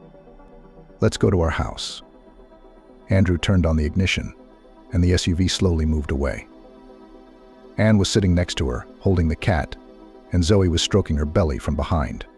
She didn't have much room in the front. "Are you sure you know the way?" Anne asked, looking at Andrew. "Yes, Mom. I've been there often," Andrew answered, smiling. They drove past old houses, acquaintances, streets, and soon found themselves on the outskirts of the city. Andrew turned onto the narrow road leading to their new home. The car stopped in front of a beautiful house. "Here we are," said Andrew, turning off the engine. They got out of the car and looked at their new home. Zoe took Anne's hand, and together they went into the house to fetch the cat, which Anne released ahead. The cat calmly entered. "Welcome home," said Andrew, following them. Zoe smiled, looking at her husband. They were home, and it was wonderful. It was quiet and cozy inside the house. Zoe looked around, enjoying the peace and tranquility of her new home. Anne walked slowly into the living room, examining every detail. "What a beautiful house you built," she said, smiling. "I'm sure you will be very happy here." "Mom, I won't leave you alone. You will live with us." Again, the air is clean here. The birds are singing. Andrew, standing at the door, nodded in agreement. He looked at his small family. They, Zoe and Anne, spent the rest of the day unpacking and settling into their new place. In the evening, when everything was ready, they gathered together in the living room, enjoying the smell of their new home. "We're home." "This is our new home, Mom. We haven't bought a bed yet, so we can't leave you here." "Now Andrew will take you home." "Okay, children. Cat, come here." But the cat did not respond. "Kisa, where are you?" Anne asked excitedly, looking around the room. All three started looking for her, but the cat was nowhere to be found. "Maybe she went to look for her old house," Andrew suggested, but his voice sounded unsure. They went outside and called her, but there was no answer. Suddenly, Zoe heard a quiet purring, and the sound was coming from the house. They followed the sound and saw a cat sitting on the hood of an SUV. She must have gotten in there while we were inside. Anne carefully picked up the cat and didn't let it go again. Zoe stood on the porch and waved after them until they disappeared from sight. Left alone, Zoe entered the house and walked through the rooms, enjoying the silence and comfort of the new home. She stopped and looked at the window. It was dark outside the window, and only the stars illuminated the night sky. Zoe smiled and went to the window. She opened it and breathed in the fresh air. She felt a stirring in her stomach and smiled even wider, stroked her stomach and whispered, "This is our home, baby." Zoe closed the window and went to the bathroom. She turned on the water and undressed in the shower. The water was warm and pleasant. Zoe stood under the shower, letting the water wash away the fatigue of the day. She turned off the water and dried herself with a towel. Then I put on my pajamas and went to the bedroom. The bedroom was quiet and cozy. Zoe lay down on the bed and closed her eyes. She felt her fatigue slowly disappear, and she drifted off to sleep. She thought about her new home, about Andrew and her future child. She smiled and fell asleep, and I didn't hear Andrew return home. He did not wake her up and quietly lay down next to her on the sofa, since they had practically no furniture. The room was spacious and airy. The next morning, Zoe woke up to the sun's rays coming through the window. I looked at my watch and saw that it was almost 10 a.m. It was a day off. Zoe got up, went to the kitchen, turned on the kettle and started preparing breakfast. Soon Andrew woke up, went into the kitchen, and smiled. He approached her and hugged her. "Good morning," he said, kissing her on the cheek. Zoe smiled and replied, "Good morning. Let's have breakfast already. I want to eat so much. I have a little glutton inside me." She lightly nudged Andrew with her elbow, but apparently, as usual, she miscalculated the force, and Andrew bent in half. "You will be left without a husband so soon." Poor him. It hurts, right? Sorry. The next day, a large bed was brought to them. Andrew assembled it himself. A couple of hours later, a beautiful white mattress was delivered, and Zoe just clasped her hands. "I was completely tired and forgot about the bed sheets. I'm afraid that what we have will not be enough." "Nothing, not enough, but it's there. I'll bring whatever linen you need the day after tomorrow. I'm going to Germany. Write me the dimensions, I'll look there. In the meantime, we'll sleep on the couch." There is no point in spoiling the beauty. Andrew took a tape measure out of his suitcase and measured the dimensions of the mattress. That's it. The mattress sizes are there. What is the size under the blanket and pillow? And the pillows are square. In Europe, I know that they are rectangular. Then maybe bring some pillows. Agreed. Now let's rest. We don't have a TV yet. Beauty. Andrew lay down on the bed and looked at Zoe. She turned smoothly and, like a brigantine, sailed towards him. They didn't sleep a wink all night and ended up breaking the sofa. Well, now we'll sleep on the floor. Why have floors if you have a beautiful bed? Let's lay down what we have and let's sleep on the bed. Zoe didn't mind. She took out the widest sheet, and it fit on the bed. Andrew brought pillows and blankets, and the two of them lay down on the brand new bed. "We haven't tried it on the bed yet." Andrew smiled slyly. "Be careful. I'm pregnant after all." Zoe pretended to defend herself. The bed turned out to be stronger than the sofa and withstood all the storms and hurricanes of passions of Andrew and Zoe. The next day, Andrew got ready for a flight to Germany. He already knew how to get ready quickly, and his backpack with things and a bag of groceries was already standing in the corridor. Zoe had already gone on maternity leave and therefore did not go anywhere. She was seen off at work with great regret and wished to give birth to a healthy baby. "Well, you will leave, and I will remain alone in the house. I'll invite my mother to stay. You do not mind?" Zoe asked. "Of course I don't mind. I don't feel comfortable myself that you are left alone in the house. But we will still have to get used to it somehow, since we have already decided to live separately." I went. "Don't be bored here without me." Andrew smiled, hugged Zoe, and stroked his stomach. Arriving at the base, the first thing he did was put food in the refrigerator and went to a local cafe to buy drinking water. Water was expensive in Germany, and at least he decided to save on this. Already in Germany, Andrew decided to visit a local bar in the evening to relax after a long journey. At the bar, he took a beer and suddenly noticed a girl who was sitting alone at a table and talking to someone on the phone in English. Andrew decided to come over and get acquainted. "Hello, do you speak English?" he asked, approaching the table. "Yes, I'm from the USA," she smiled, closing the book. "I'm Andrew." "Nice to meet you, I'm Jane." Nevertheless, the inner male defeated the family man, whose position away from the family was very weak. "Will you give me your phone number?" They exchanged phone numbers, then walked for a long time along the streets of a small town in which the car was being loaded. "Jane, I'm leaving home tomorrow. I would like to invite you to my place to watch the sunrise together. The proposal is expected." "Do you call all girls that?" she asked sarcastically. "No, only you. I didn't find a better answer, Andrew." "Then let's do it this way. A popular band will perform here tonight. If you get these tickets and we can go to the concert together, then I will agree. Still, you must defeat at least one dragon on the way to the princess," Jane suggested. "Accepted," answered Andrew. In the evening, Andrew emerged victorious from his fight with the dragon. He got tickets, went to a concert, and spent the night with an attractive girl. In the morning, the demands of the inner male subsided and Andrew said goodbye to Jane with a calm soul. "Should I give you money for a taxi?" he asked Jane. "Yes, how will I go?" "This week I've been looking at new sneakers, but I can't decide to buy them. I'm waiting for a discount," she replied. "Where do you work?" Andrew asked. "I work as a teacher in an international kindergarten. The salary is low. When will you come again?" "Liked," Andrew said with a grin. "Not really, but there's definitely something about you."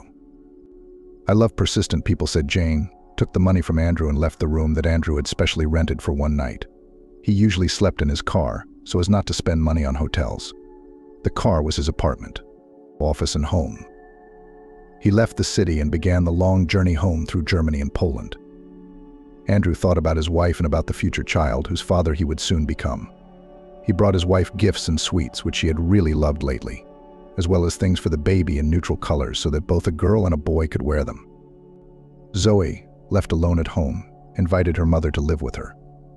They spent time together preparing for the arrival of a new family member. Zoe was grateful to Andrew for allowing her mother to come stay with her. This helped her cope with loneliness and prepare for the birth of her child. When Andrew arrived, Zoe was overjoyed and Anne left. Andrew had no attraction to his pregnant wife, especially since he had only recently dated Jane. "You are so caring," Zoe hugged her husband. "I'm tired, I want to sleep." "In the cabin, do you know what the dream is?" "Everything is noisy, rattling outside, making it difficult to sleep peacefully. Let's do it later, okay?" He hugged his wife and went to sleep. Shortly after this flight, Andrew departed for France. Arriving in Paris, he decided to visit the famous cafe to enjoy the atmosphere of the old city. A girl was sitting at a table in the corner of the cafe, immersed in reading a book. Andrew noticed that the book was in English and decided to approach it. The girl had a very unusual appearance, beautiful and somehow sophisticated. I'm Emily. I've been living and working in Paris for 8 years, the girl said. Wow. And it's a long time. How did you get here? Andrew was amazed. Mom married a Frenchman. He knew that she had a daughter. He met me and allowed my mother to live with me in his house, answered Emily. What doesn't happen in life? I haven't heard any stories, said Andrew. So you graduated from a French school? Yes, I had to. Not without difficulty, of course. French was hard for me, but I'm still learning it. This is how their acquaintance began. They spent the evening talking, exchanging stories and impressions. Andrew was amazed by her intelligence and charm, and Emily in turn was glad to meet a fellow countryman. They began dating and soon began an affair. Again, Andrew had to rent a hotel for the night to bring Emily there. She turned out to be very skillful in love affairs, and Andrew received great pleasure from physical intimacy with her. Andrew found in this woman what he had been missing at home: passion and lack of demands. And although he continued his flights, he always found time to see her. This novel became a bright spot for him in his difficult life as a truck driver. So Andrew continued his journey, leaving a piece of his heart in every country, regardless of where he was. He always returned to his beloved women, Jane and Emily, who were for him like lighthouses in an endless ocean. Returning home, Andrew asked George for business trips to France, where Emily lived, and to Germany, where Jane lived, and constantly found a reason to stay with them for a day or two.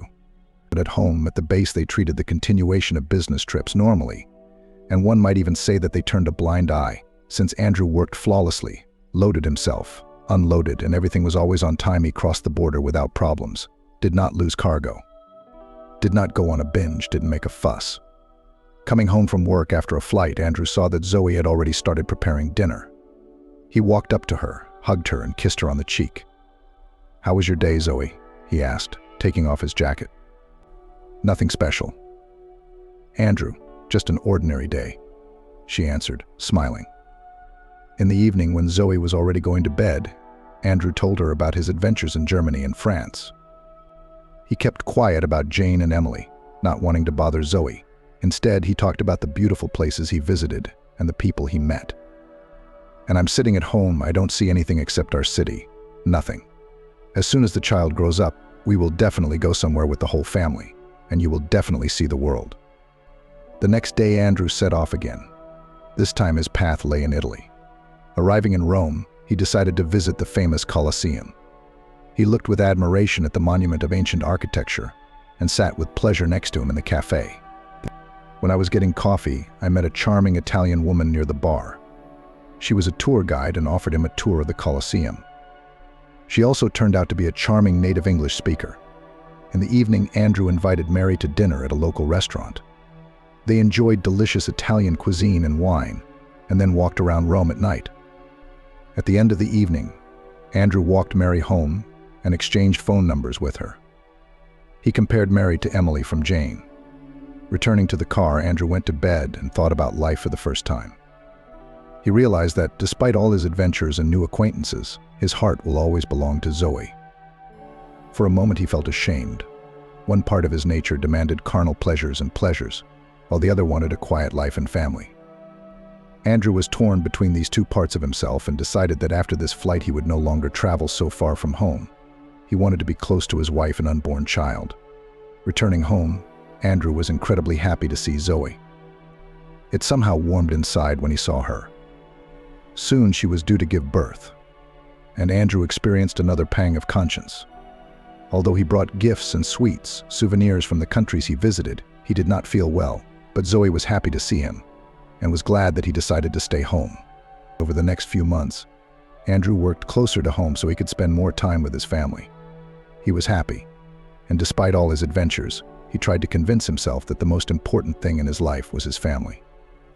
George liked that Andrew began to work closer to the base, because he could always be relied upon when other drivers went on a drinking binge and did not show up for work. He was thinking about making Andrew his deputy. Emily and Jane wrote to Andrew in online instant messengers, and in order not to get caught, he called everyone by male names and told his wife that colleagues from Italy and Germany were writing, asking when he would be shipping to them. Andrew tried not to think about them, to live the life of his other half as an exemplary family man. Zoe seemed to have no idea about anything. Life went on as usual until one evening, when Andrew came home from work. Anne came to visit her with a cherry pie, and Zoe suddenly grabbed her stomach. "Oh," she screamed, "I think I'm giving birth." "We need to time the time between contractions," was all she managed to say, breathing as she was taught. Andrew quickly took the phone and dialed the ambulance number. While they waited, Zoe tried to breathe deeply and evenly, as advised in the prenatal classes she attended before giving birth. "Everything will be fine," Zoe Andrew reassured, holding her hand and stroking it. When the ambulance arrived, Andrew helped Zoe up and they all hurried to the hospital. Everything happened so quickly that Andrew barely had time to collect himself. At the hospital, Zoe was immediately taken to the maternity ward, and Andrew was left to wait in the hallway of the emergency room. He sat there for a long time while Zoe gave birth, fingering the beads he bought in Italy for Zoe, and praying that everything would go well.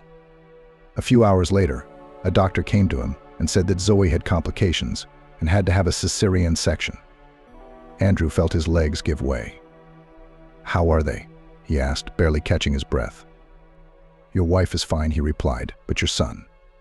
He had to be admitted to intensive care. He was born weak, suffered from pneumonia, and doctors are now doing everything they can to help him. Don't worry, everything will be fine with him." Andrew felt fear and helplessness wash over him. He couldn't believe that his little boy, whom he had never met, was already fighting for his life. He sat down on a chair, covered his face with his hands, trying to collect his thoughts. Over the next few days, Andrew barely left the hospital. He went home for a short time, took a shower, ate breakfast, returned to the hospital, where he spent time in the corridor next to the intensive care unit, waited for news about his son's condition, and also visited his wife.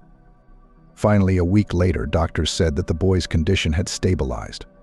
Andrew saw his son for the first time through the glass of the incubator. He was so small and fragile that Andrew's heart sank. But deep down, he was sure that his son was strong and could handle everything.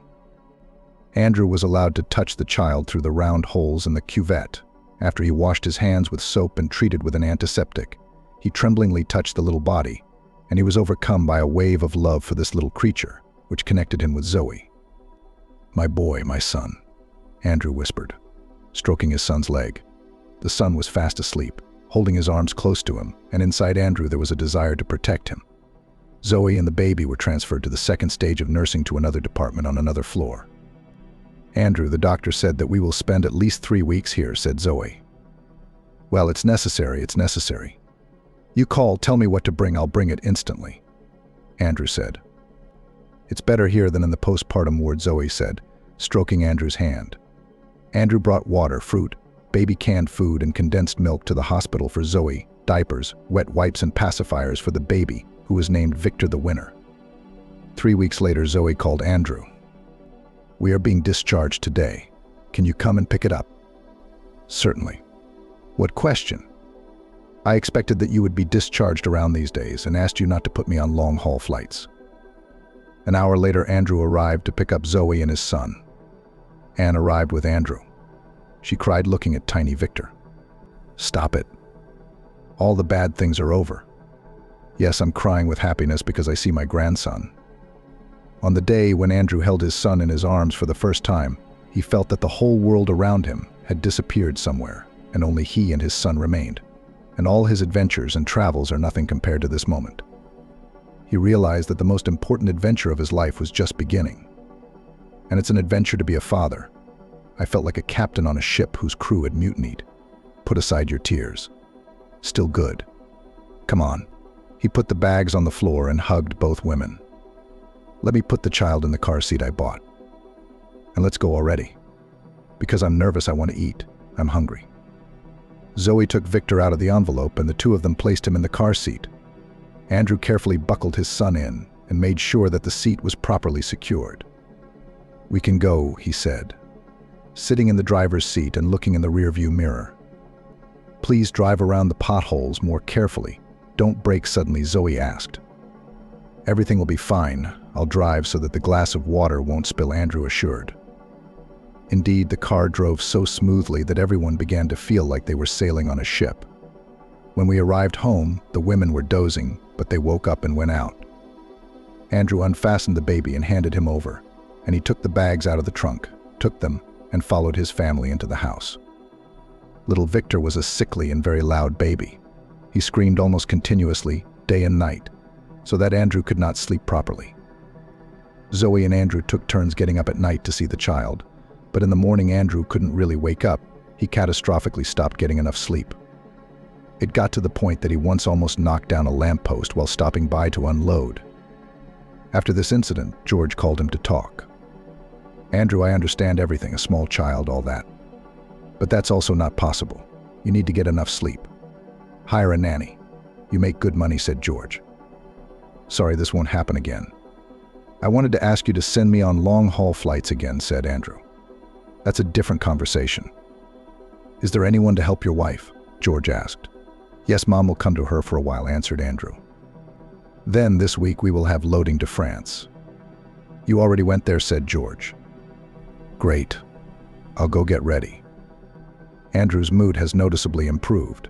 His other part of the active male hunter was bored and yearning for new adventures. "Hello, wife," said George. Andrew received his travel allowances from the accounting department and went to work. When he returned, he parked his truck on the territory of the base and affectionately stroked it on the cold metal of the cabin.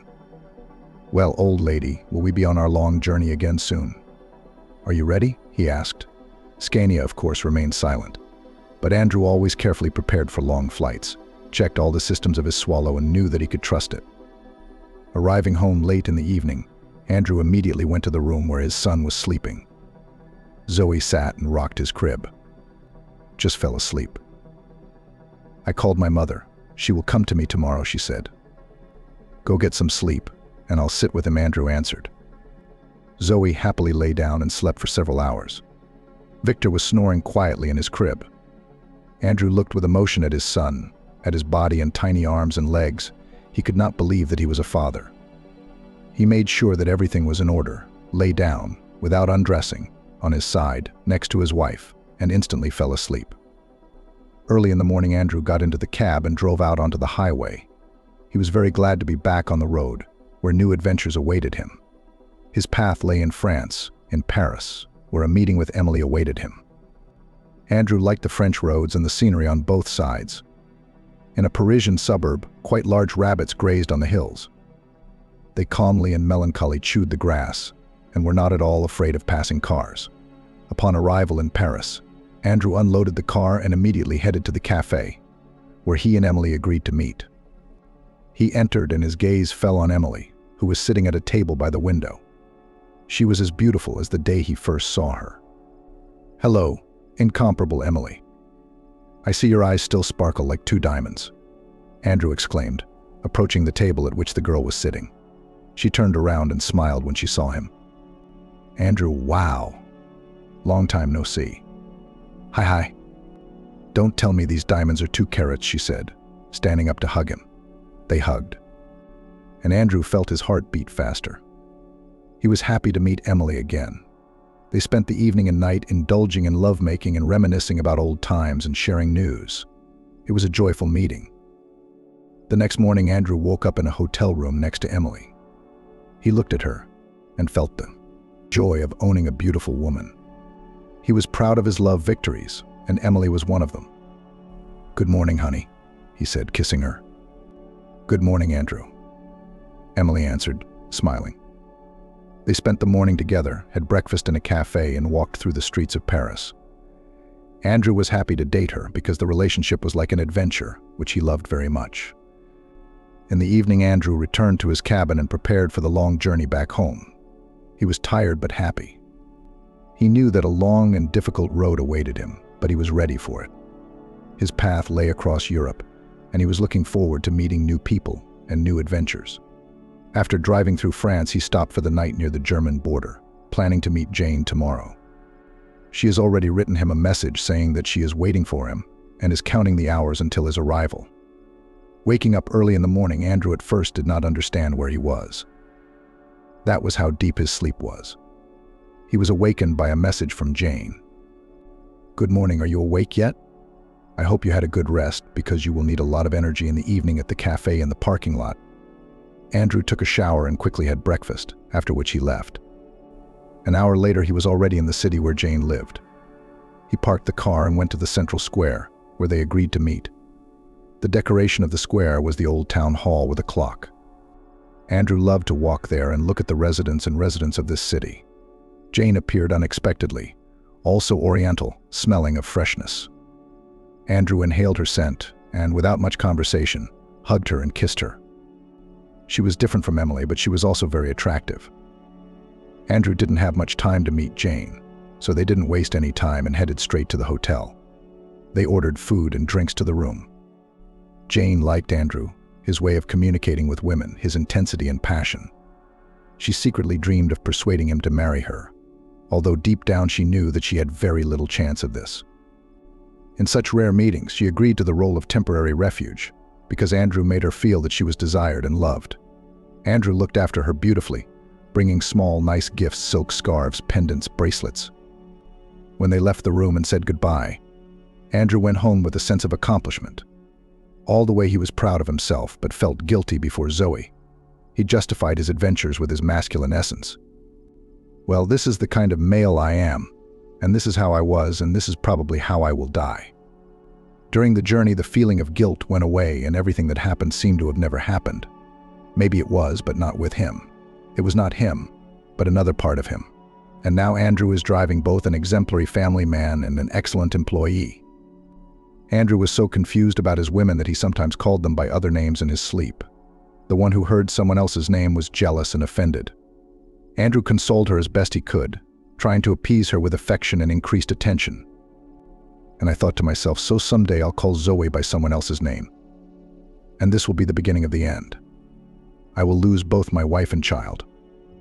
At work, meanwhile, the number of orders in Europe increased. There were complex flights when cargo from one city had to be transported to another, where the next cargo had to be picked up and transported further, and so on. The flights were tedious, sometimes taking months or longer. Many drivers refused them because they were very tired, but Andrew agreed, knowing that at home he would always be welcomed with open arms, no matter how much he travels through foreign lands and roads. Moreover, this is a great opportunity to make money. Meanwhile, while Andrew was sleeping, Zoe accidentally discovered his correspondence with Emily. She took Andrew's phone to check the weather forecast because her phone was dead. For some reason, my husband's phone was not blocked. And when Zoe was looking at the weather for the week, suddenly a message came from Andrew's contact. "I miss you so much, I can't forget our last meeting." My tiger, she stared at the smartphone screen in amazement, and an unpleasant feeling rose inside her. Zoe looked at all the correspondence and was horrified by what she saw. Next came a message from contact Leonid. He also wrote, "Beloved, when I fall asleep, I think about you and everything in the same spirit." She imagined scenes of revenge, one more terrible than the other. But she didn't want to do any of this. Then, after thinking carefully, she came up with a sophisticated revenge plan for his husband, which was supposed to shake him up thoroughly. Andrew was fast asleep. After a long journey with the kitchen, the smell of cinnamon and cherries was heard. This mother was baking her signature cherry pie again. Zoe adored him. "Zoe, come in and have some tea." Victor fell asleep. Anne called her into the kitchen.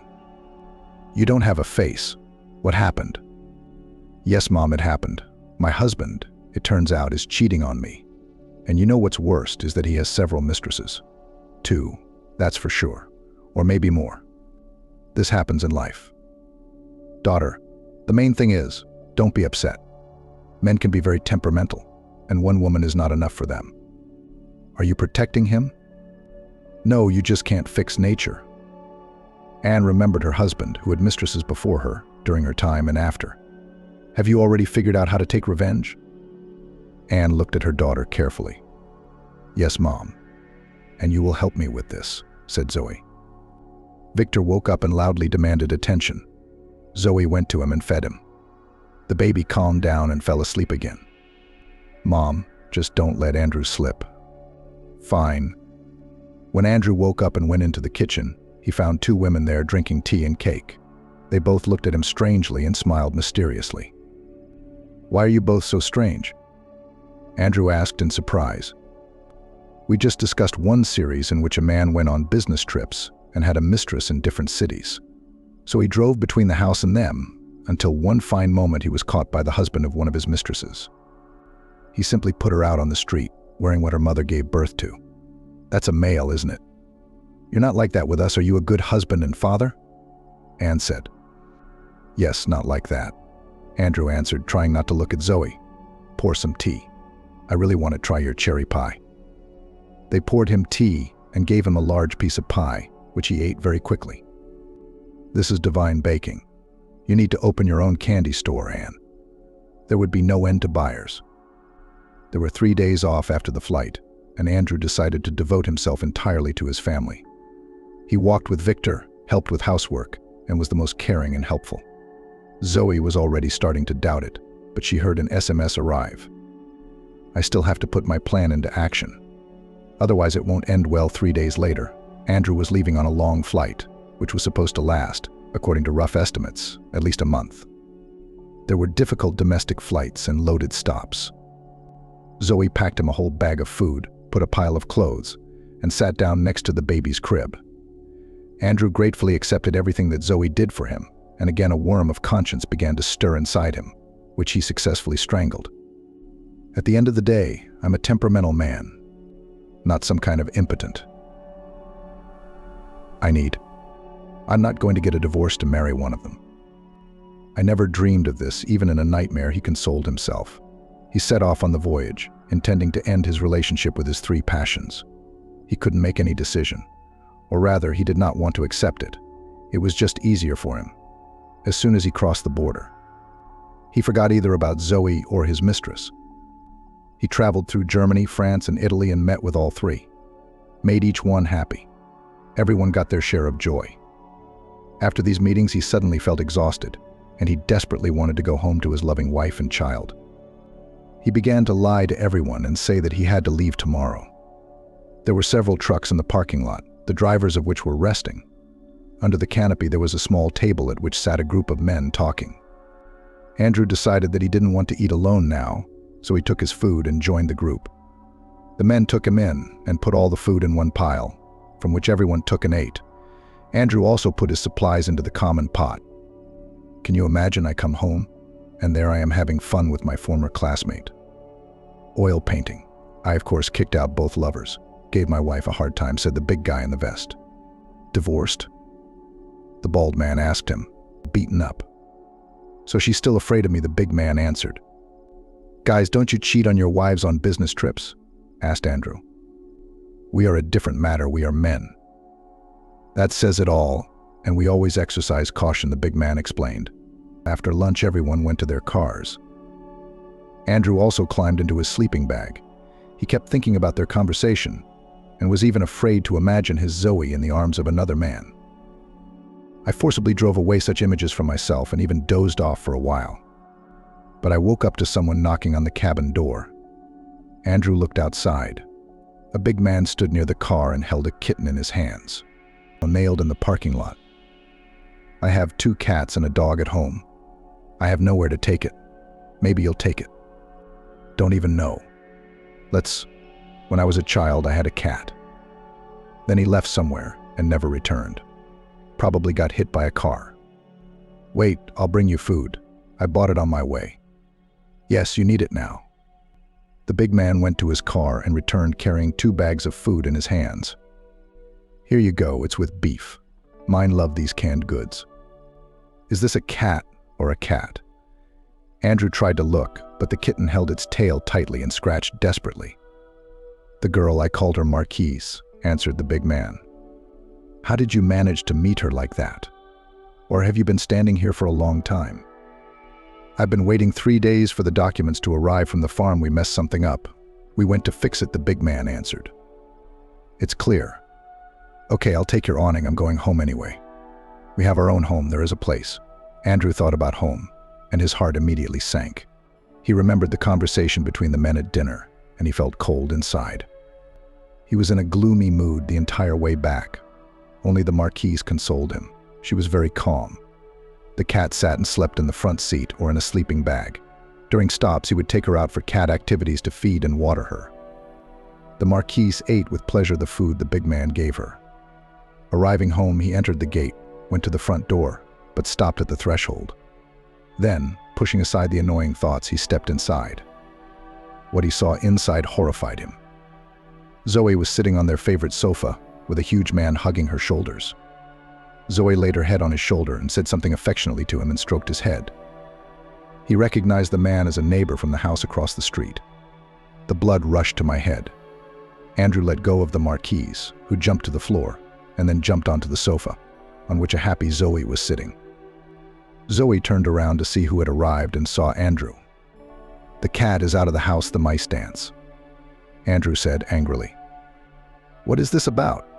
Zoe asked, as if there was no one in the house except her and Andrew. "What kind of cat is this? My God, how pretty. The name of..." The neighbor took the marquise in his arms and began scratching her behind the ear. The marquise was tormented and basked in his arms. "Now he took my cat, you bastard." Andrew rushed at his neighbor with his fists. The neighbor dodged and laughed, which sent the already enraged Andrew into a complete frenzy. Andrew grabbed a chair and chased his neighbor. The marquise jumped off the sofa and quickly hid under it. Zoe squealed. Victor began to cry in the next room. Suddenly, Zoe stood up and stunned Andrew with one powerful blow. He fell to the floor, not understanding anything and holding his ear. "Zoe, what are you doing?" "For what?" Andrew asked his wife in bewilderment. "This is for your colleagues." "Which colleagues? What are you talking about?" Andrew tried to get up, but Zoe didn't let him and sat down on top. "Sorry, I accidentally read your correspondence. It's just that while I was checking the weather, I received an SMS from my mistress, and then another one." "Zoe, I'll explain." Andrew didn't even try to free himself. "There is no need to explain anything. You've lost my trust. I believed you. As I thought to myself, my husband earns money abroad, and he hangs around with women there. Everything is on time. And how do you have the conscience to look me in the eye, male?" "Yes, Zoe, you are completely right. I am a male, and probably nothing can correct my essence.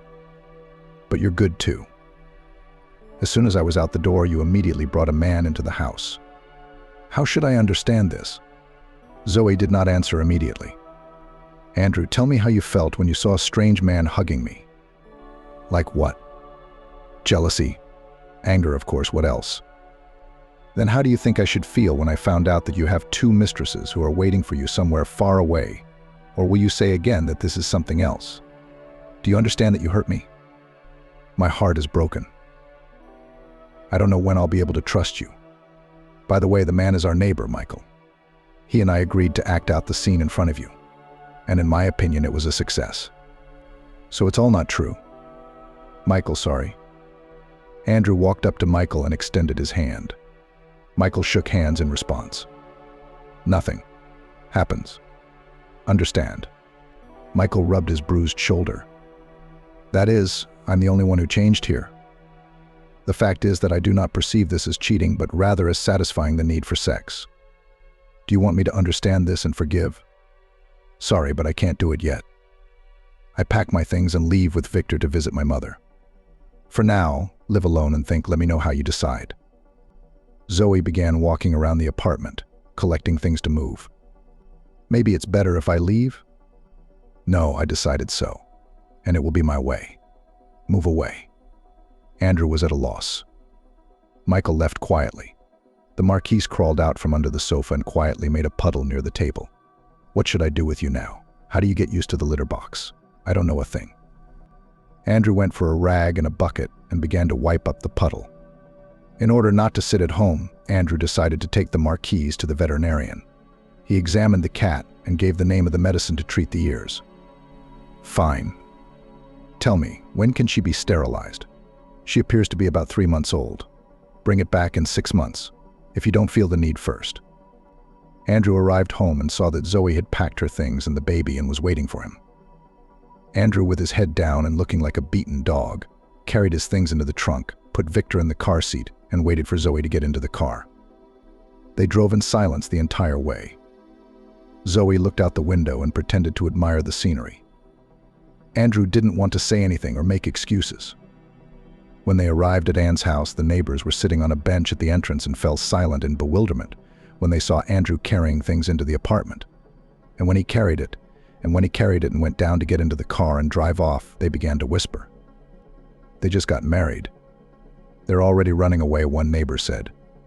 How do we know? Maybe the house is being renovated, another suggested.